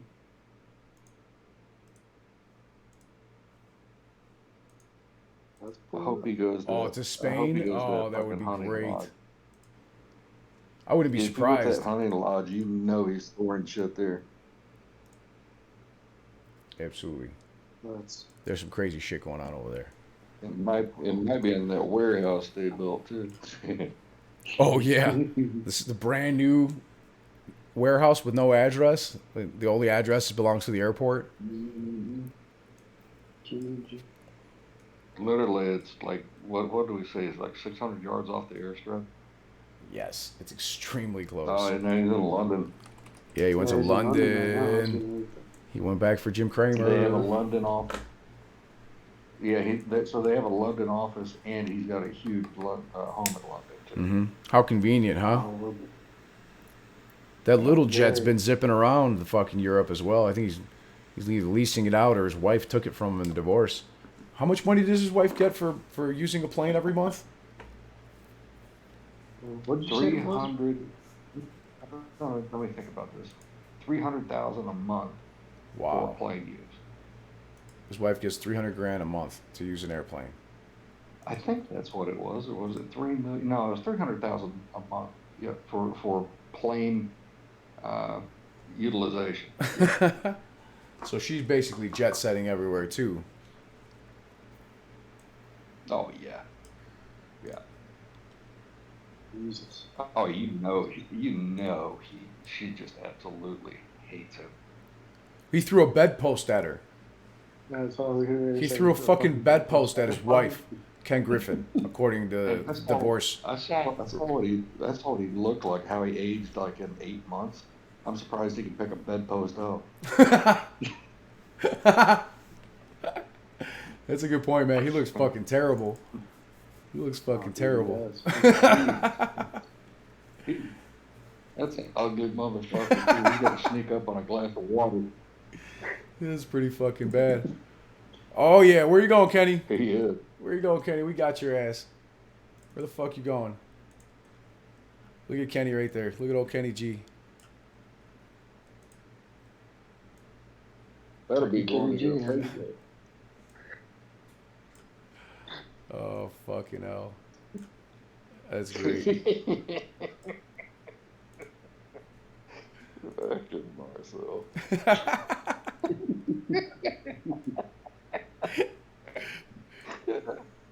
Yeah, maybe I could fucking go get some just for men. I have professionally put in so we fucked it up. There we go. Oh, dude. Better do something with that fucking mug. Jesus. That's no shit. So Ken Griffin's in London, or at least his airplane is. He's I in didn't even London. see that bitch taxiing. Yeah. Cool. Well, boys, probably got a big bag of blow and some hookers. What else is he gonna do? Beg for money from investors? Quite possibly. Well, if everybody saw his birthday know. cake, which is probably a brick of cocaine. Kind of like his birthday cake. God damn. The way he looked before his birthday, if that fucking birthday just made him look like Jabba the Hutt.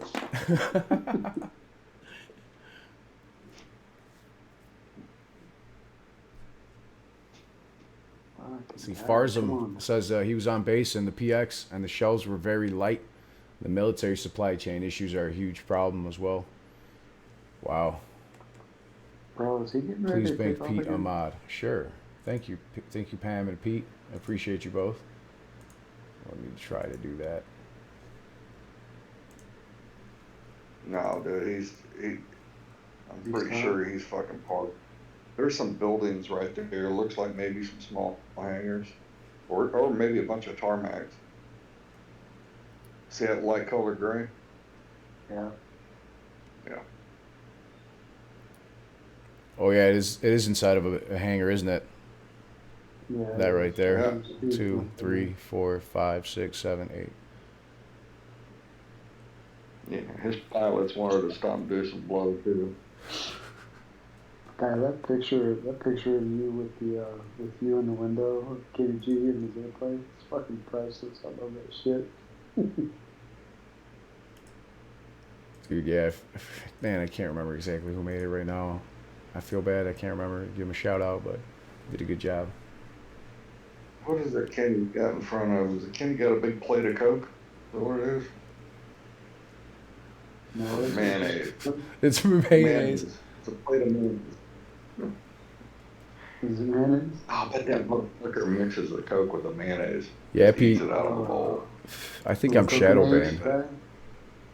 Mayonnaise, yeah. Yeah. Fucking Ken Griffin. Mm.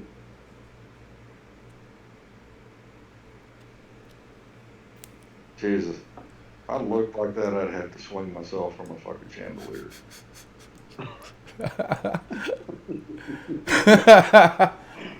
I could back some rare form tonight, boys and girls.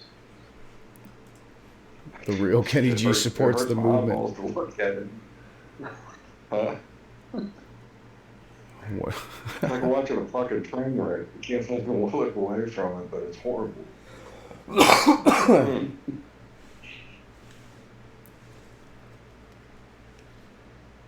Speaking of that train wreck and not being able to look away from it, it's horrible. You guys said anything about looting them? No, I don't talk about that felon very much. I'm good on that guy. Oh. He can keep his defrauding retail investors to himself. Mm. Yeah, you got that State. any chance you got that State. you got that fucking article handy? The one about that one felon defrauding investors. There's the guy named Lou.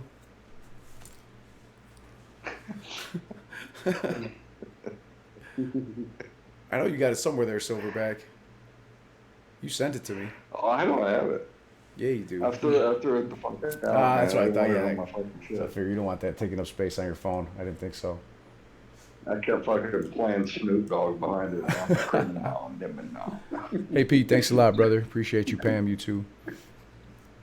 All you guys, everybody. Amber, Giga, Luke, yes, sir. Mr. Stock, Shelly. Thank you, everybody. David, appreciate y'all. Yeah, Pam the realtor. Check her out in California. She's the best. She rocks it. For sure.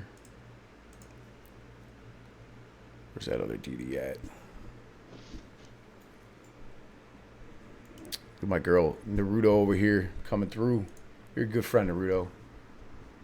It is a market watch, but that's all right. We'll still check it out. Wells Fargo earnings top estimates as it releases $1.7 billion from loan loss reserves. Now, that's nice. So they had to release money from their reserves to make it happen. Shares fall.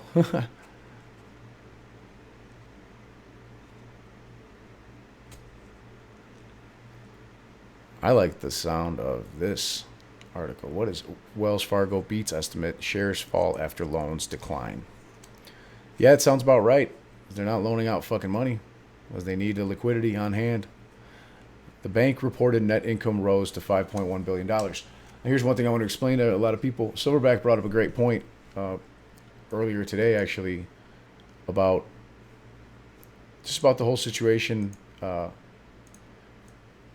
with the new $1 trillion Phase 5 margin requirements for commercial banks.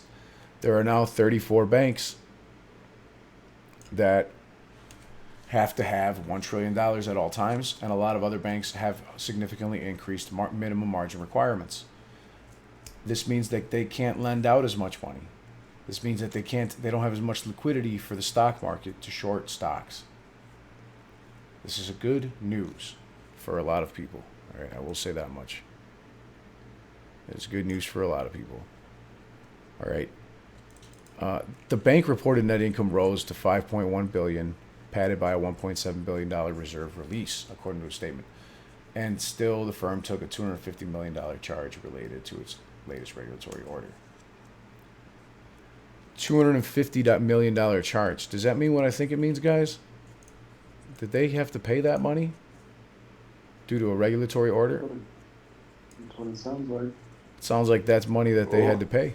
They took a $250 million hit, probably from those lawsuits that they had, didn't they? Let me read a little further down. The mixed results are a reminder that challenges remain for Wells Fargo. The bank has been cutting jobs and slashing costs as Scharf, the CEO of Wells Fargo, seeks to boost the firm's profitability after years of scandals. These pieces of shit made accounts in my name when I was with Wells Fargo. I was part of the class action against them. And I was very happy to fucking win that and see them lose a lot of money. But still, it was a slap on the wrist for those pieces of shit. Non-interest expenses fell nearly 13%. Whatever. Shares of Wells Fargo dropped 2%. That's fine. That makes me happy enough. and average loans, it's because average loans fell 8%. From the prior year, which I bet a lot of it has to do with the most recent issues in the real estate market being extremely overvalued, real estate eviction moratorium, a lot of people that are currently losing their homes, and a huge real estate correction starting from China, working its way here. We're seeing it here as well in the residential market and warehousing. Moses brings up a great point and says that 1 trillion margin requirement must be monitored and reported in real time. You know what? That is true, but they do keep tabs on it. It is computer automated for margin calls, and then if they don't meet those requirements, or if they don't meet their margin requirement, they are margin called by the DTC. In which case, they have 1 hour to bring themselves to proper status, and that's when you start seeing fire sales. That's when things get good.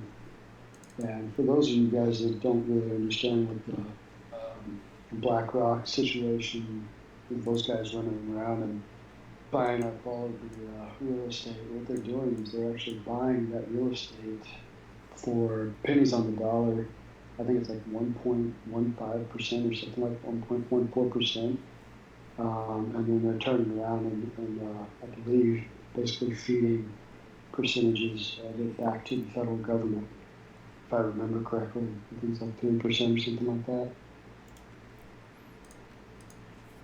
Is that right, Marcel? Are you muted? Yeah, bro. Hang on one second. No, I'm not muted. I'm just fucking with some various things here. Can you repeat that last part 1 second? One more time? Yeah, so BlackRock is going in and buying all these houses and basically turning around and feeding money into the federal government, basically. As are Zillow and other companies. Yeah, a lot of them are. Mm-hmm. Absolutely, brother. Yeah. Was there a specific question about that you wanted to ask me, or were you just bringing that up? Because it's a great fucking point. I was just bringing it up. Oh, that's a fantastic point, dude. It's one of those situations where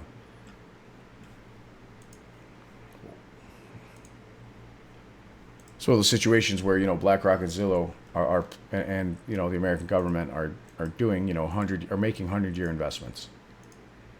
Mm-hmm. This is not something for the short term, so they don't care that the stock market crashes or the real estate market crashes for a few years. They're okay with Americans losing their homes because it's going to put more money in their pockets, and it's going to put more tenants in their apartments and their houses. Yep, absolutely. And in return, guess what we get to do? Instead of paying $800 to $1,000 for 1-bedroom apartments or 2-bedroom apartments, you're paying fucking $1,500 a month. Yeah. So, absolutely. That's what's about to happen. Yeah, apartment prices are definitely going to go up. Oh, let's see, bring that up here. Prices of rentals are definitely going to increase. Oh, 100%. Absolutely. Amber says, did you hear about China's coal prices? Oh, yeah, I did a whole video about it just a couple days ago. whole Germany as energy well. crisis on the other side of the world. Yeah, it's not just China. I mean, China, Europe's the same way. Look, all of Europe, fucking Germany, through the roof. 600%, India, 600% India. increase. India, Brazil, South America, all rolling blackouts. We're not even talking about just normal fuel coal either. A lot of them can't find Heating coal, production right? coal. Yeah, high grade coal that to work and shit like that. You can't use like a really heavy low sulfur shit on those blast furnaces. So they're going to have a problem manufacturing and life safety. Being able to heat your home. And guess who's coming to save the day? Russia. Putin. Yep. Motherfucking Putin is coming in to save the day. Amber, And what happens thank you when for coal this is great going point. through the roof? Now natural gas is doing the same thing. Mm-hmm. And as I stated in my video earlier, Citadel Energy Marketing has a huge amount of money invested in natural gas. Yep. Check out the video from earlier today, from October 15th that I put out regarding, is Citadel the new Enron? Because in my opinion, Citadel is the new Enron. And I believe that the end result is going to be very similar to what happened at Enron. Right. Citadel Energy Marketing has one of the largest portfolios of storage and transport assets of natural gas in the West, and significant capability in Canada, Mid-Continent, and Northeast. And, of course, there was a huge scandal. Just so you guys that don't know about natural gas, the reason you don't see these big storage facilities is the vast amount of natural gas is stored underground in salt domes. So it's a natural formation under the ground that they're able to store huge amounts of natural gas in a natural environment. Absolutely. For those of you that don't know, in the video earlier that I explained, you'll see that one of the top officers at Citadel Energy Marketing was arrested and charged with defrauding over 50 investors across 3 different companies with funds that he was, while he was fundraising for Citadel Energy Marketing and for that company. So watch that video if you want more details. I spent a breakdown on that. So it just goes to show you the amount of, the people that are at work over here.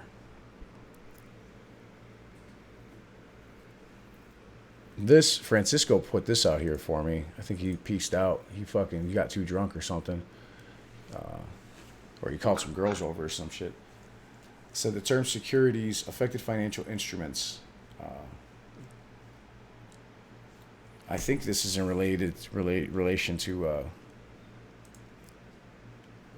the new CAT system. Yeah. But either way, it doesn't matter. For those of you that are unaware, Tether is extremely linked to Evergrande. I did want to bring that up as well. Naruto brought that up. Oh, sorry, those are the affected financial instruments through Evergrande and Tether, it looks like. Hey, boss, real quick, going back to energy and the energy crisis and all that stuff. Oh yeah, please do. From an educational standpoint, you guys need to understand that a lot of that stuff that's happening overseas right now is going to end up affecting us as well. So expect to see a price hike in your heating bills this winter. Oh yeah.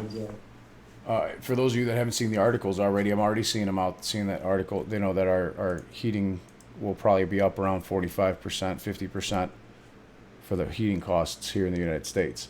And you know what happens with these estimates. They always bullshit on them. It's always worse than they actually say. Have a great night, Jason. All right. Germany's renewables levy will decrease to its lowest level in 10 years as high wholesale prices and support from the federal budget lower need for payment from electricity consumers. They reduced took a tax of 20% away, basically. But their prices are still up 600% for the year. That's all that it means. So their price is still up 580% for Germany right now. So with that being said, good luck to them. Good luck to us. We're going to fucking need it. All I know is it's going to cause some collapses in the stock market and the economy, and I think we're all going to be goddamn fucking rich if you're properly invested.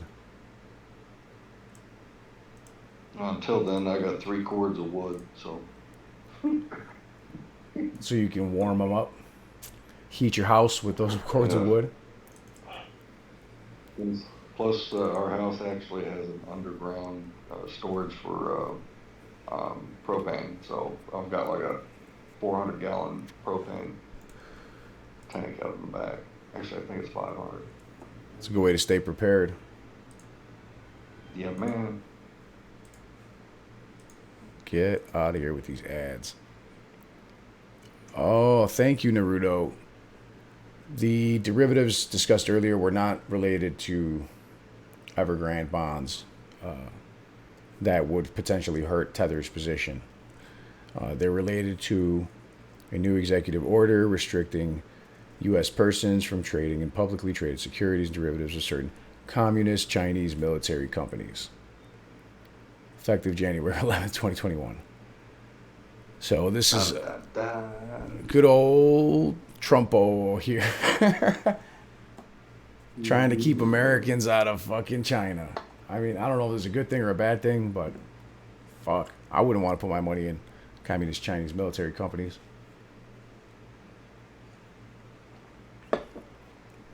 That's for sure. You're feeding the machine. There's a reason he's trying to keep us out of that fucking market, right? Yeah, you're feeding the machine by doing that. Mm-hmm. And they have no scruples at all. No, not at all. And they play the long game. That's a fact. Boss, you muted again? No? Hang on a second. There you go. Great movie, by the way. I want to. That's not how I do it. I do it because I fucking need to. Think of it. You're dealing with numbers all day long. Decimal points, high frequencies, bang, bang, bang. Fucking digits. All very acidic above the Boss shoulder. trying to get copyright hit again. Kind of wake some people out. Right? You gotta feed the geese. I keep it below the belt. This is not We're gonna a be test. so fucking rich. Trust me. If you don't, you Yes, will but Atlantis not got control. They should be all right. And guess what? Come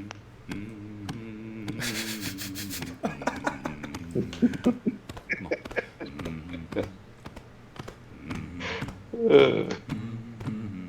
With a common denominator.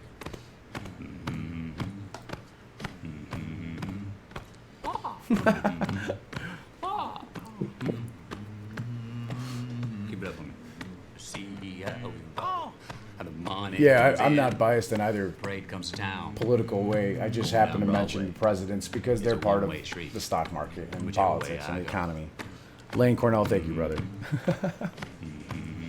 The next 6 months, I got to know the Oh, ins and it's outs winking of at me. Wall Street, earning shit money as I geared up to take my Series 7. Was that Ken Griffin? No, that's Leo.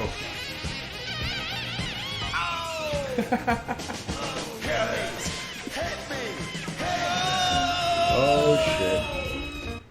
Oh shit, too much of that. The movie's too good. I don't want to get into that whole fucking movie. It's too damn good. I want my fucking money. Want my fucking money, Gary Gensler. Ken Griffin. Pay up. Fucking money. Gary Gensler.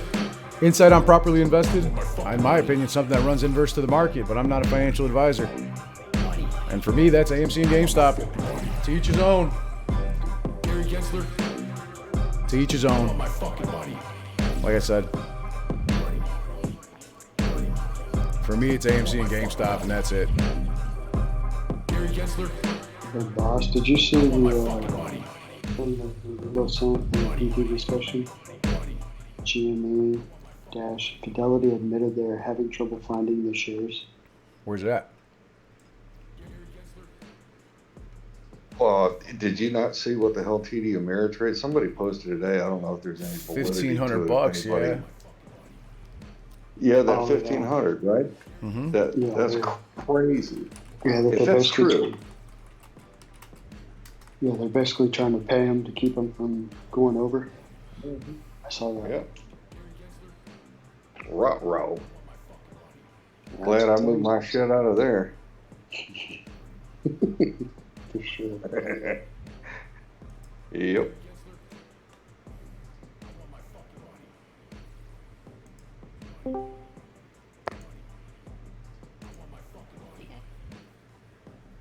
Hey, Kenna. What's up, Ken? Not How a are you? lot. We're live. What's up, Live Just hanging chilling. Chilling. Yep. Yep. Hanging What out. are Living the at? dream. TD Ameritrade basically telling people that they're going to pay them $1,500 to leave their shares with them. Fun. Yeah. Yeah, I'm not sure if you saw that. Yeah, I saw it floating around. I want to find it. That was legit. If it was, that's funny as hell. And like I said, I'm glad I got out of there. So Mm-hmm. I think a lot of people are kind of feeling that same way. I don't know.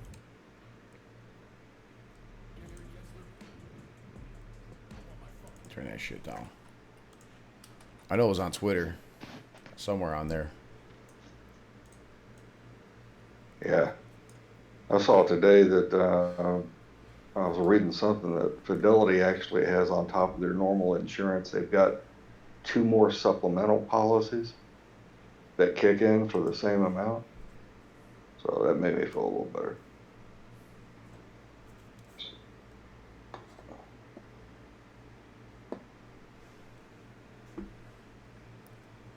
How long are you live tonight?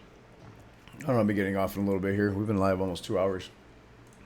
Ah, Just okay. hanging So I have out. something to share that I'm not yet quite ready for the whole world to see yet. So yeah, that's Cool. why I was hopping in here.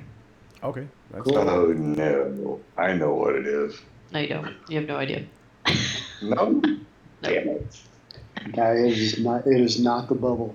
I repeat, not the bubble. Look out for merch, guys. Oh, Merch coming your Oh, way yeah. soon, all right?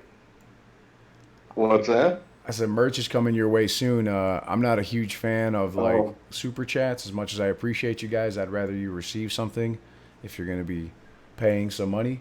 So we're going to be offering merch because I would rather have people at least get a shirt out of it or something.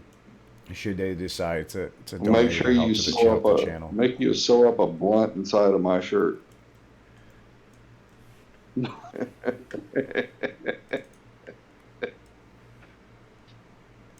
Yeah, buddy. So yeah, check those up. Hi guys. Oh, you can't leave us hanging like that, Ken. What'd you do? She's I like, do hey, anything. bye.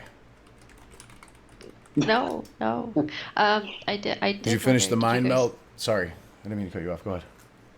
No, you're fine. Did you guys see the breadcrumb tweets I had today? I don't think so. Sorry, I didn't tweet much today. I wasn't on holiday.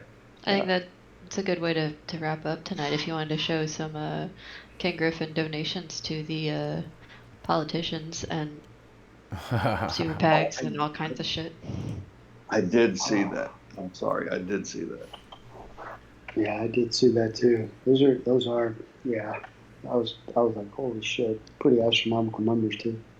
Yeah, stupid. It's so stupid. And the fact that like Biden spent over $1 billion for his political race and Trump was like 700 some odd. Yeah. Wow, that's a lot of money from Kenny G. For those of you that are not Yeah, aware, no, sorry, go ahead. Oh no, I'll pull it up. You go ahead. I'll be right Cool. back. For those of you that are unaware, this is what people are getting right now from TD Ameritrade. It says, thank you for your response. We apologize that our given time frames can be very frustrating. with limited capacity to manually review direct registration of shares out requests and the high influx demand of requests for DRS out transfers, TD Ameritrade is currently estimating 2 to 4 weeks from the date your request was submitted, which this one happened to be on October 7th, to have your shares of GME delivered to ComputerShare. Regarding this theory that there are synthetic shares being held at DTC is simply not true. DTCC and all U.S. broker-dealers are required to keep an accurate count of all shares outstanding and on their books at all times, nor can anyone create synthetic shares. This is all regulated by the SEC with rigorous compliance. I find that to be a fucking joke on their part. A fucking joke. Now, here's the thing is that I don't believe that synthetics are held at the DTC. I believe the synthetics are held by the market makers and the market makers and the hedge funds and even some of these broker dealers. You know, they're not created by the DTC. They're not being held by the DTC. So that essence of their statement legally is true. You know, so again, they're playing with words. These guys are really good at that.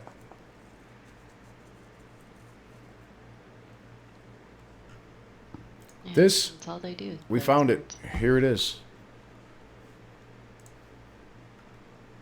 Or not, if my fucking computer will load. I posted the tweet in the DD. You have it up on Sweet. Discord. Thank you.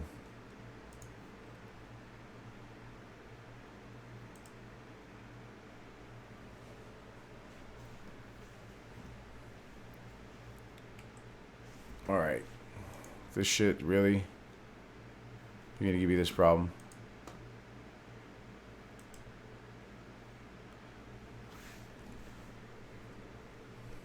All right. This guy says it's taken TD 2 weeks to DRS his shares, and it takes Fidelity 3 days. All right. He says that this is what I'm not even going to read that because he says that that's what TD Ameritrade said. Whatever. Here it says that this account does not hold the position you requested for transfer. I don't know exactly what that means other than those shares are not there. This received $1,500 offered to not leave TD Ameritrade. Happy to provide more info. This was an email that this guy placed here showing that TD Ameritrade offered him $1,500 cash offer. And there's a lot more to this email that I thought was here, but it's not in this particular picture, which also shows the rebate, they called it, hitting his account, which was pretty fucking cool. I think this is the Reddit. Yep, this is the Reddit thread here. Here's the 10/7/2021 rebate of $1,500.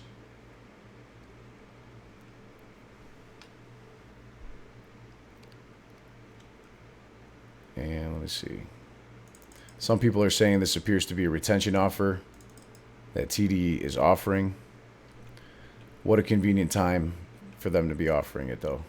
Whether you tell me whether that's fucking convenient or not. And we know that they're having trouble locating shares. Thanks, Kenna. Appreciate you sharing that. Let's check this out. Because like we said before, right? I mean, a lot of these dealers are taking these people's money and not going and buying the shares because they just don't have the liquidity to do it.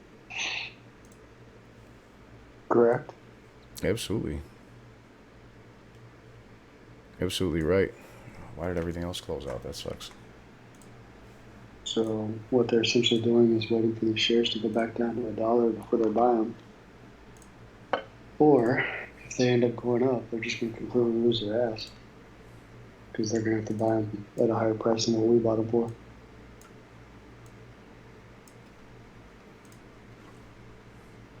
More importantly, what they're doing is illegal. Oh, 110%. So fucking illegal. It's absolutely illegal. What's up with Open Secrets? Let's see. Kenna from the Bull House. Make sure you guys check out the Bull House on YouTube and Twitter if you haven't already. They've also got a magazine if you guys would dig. Kenneth Griffin, Money to Ballot Committees on September 30th gave $26 million to the coalition to stop the proposed tax hike in Illinois. And then another 20 million. And another And 20 there's some going million. down. the month prior to the coalition to stop the proposed tax hike. And $20 million to Bruce Rauner campaign committee. Oh, wow. So he loves Republicans, huh? Senate Leadership Fund, money to Super PAC / outside group. Senate Leadership Fund, $15 million, September 23rd. No, those are 2020. My apologies if I misstated anything. Those are 2020, 2017. Yeah, these are all different years. These aren't all 2021 or 2020. Like it's to see the amount of money that he just pumps into like the political parties and stuff. Look at all this to go into super PACs. 5 million, 5 million, 10 million, 15 million. Just like nothing. And so, and I looked into some of those. Some of them were like go for like Republican PACs and things like just to get Republicans voted in, and it's just craziness. That is pretty cool. What's this here? Biden for president? The $1 billion that he raised? Yeah.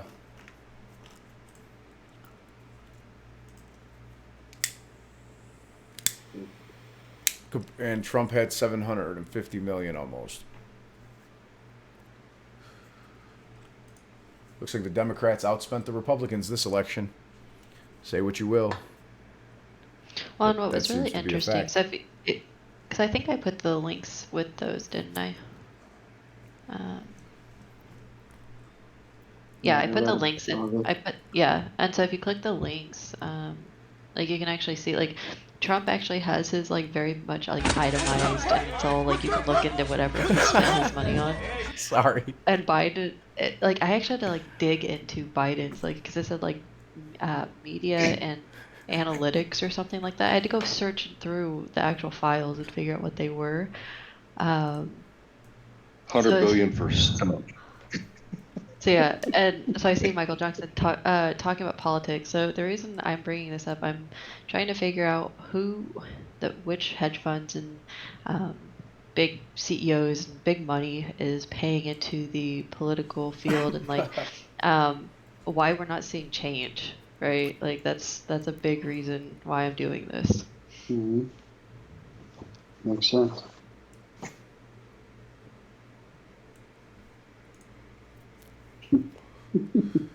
Because they donate $20 million at a time to these fucking people. Is that Biden and Gary Gensler and Anna Marin? Holy shit. No fucking way. That's great. That is fucking fantastic.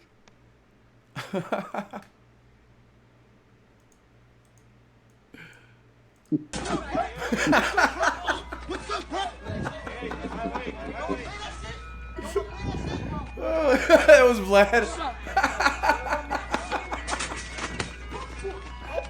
Look at Jim Cramer. Look at Jim Cramer getting pegged by Biden. And the fucking ice cream man, dude. Did you see the way he ran away? Ken Griffin is dead. It's fucking awesome.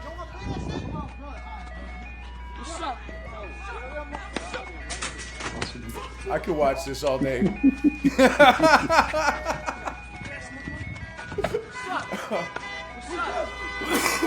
Michael, I'm just having a good time, buddy.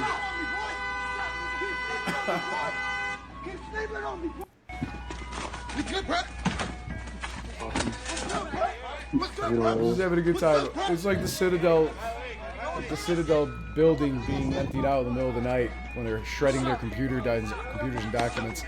It's the same. It's just one of those entertaining things that I could just fucking enjoy, man. You know, I think we spent over 2 hours fucking enjoying some due diligence. I'm straight, man. I've been up for fucking 22 hours. I'm just relaxing at this point. And watching Ken Griffin get body slammed is a good way to relax, in my opinion. What's up, bro?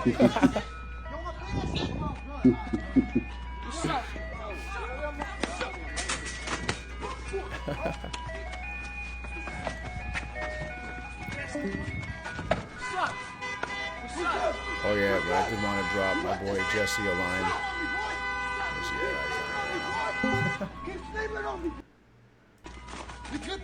I'll drop him a line on the next one, but he created this shirt for me. My boy Jesse on Twitter. He does great graphic design. We're going to be coming out with hoodies and t-shirts and things like that. So at least that way, if anybody wants to contribute, I would rather you get something out of it instead of just super chatting. But I do appreciate all of you.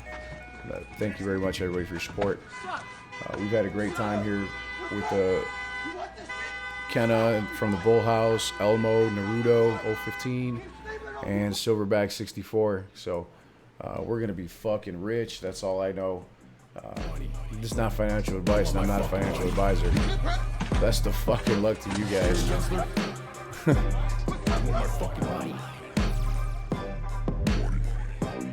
Best of luck to you all in the stock market and in life. Peace and wealth, everybody. Pam, thank you. Pete, thank you very much to all my mods. I appreciate your time and you hanging out with us for hours and taking care of the chat. We know it gets kind of crazy sometimes, so thank you very much to the mods and to everybody in Ape Nation, the community. Thank you guys. Night, everyone. Thanks.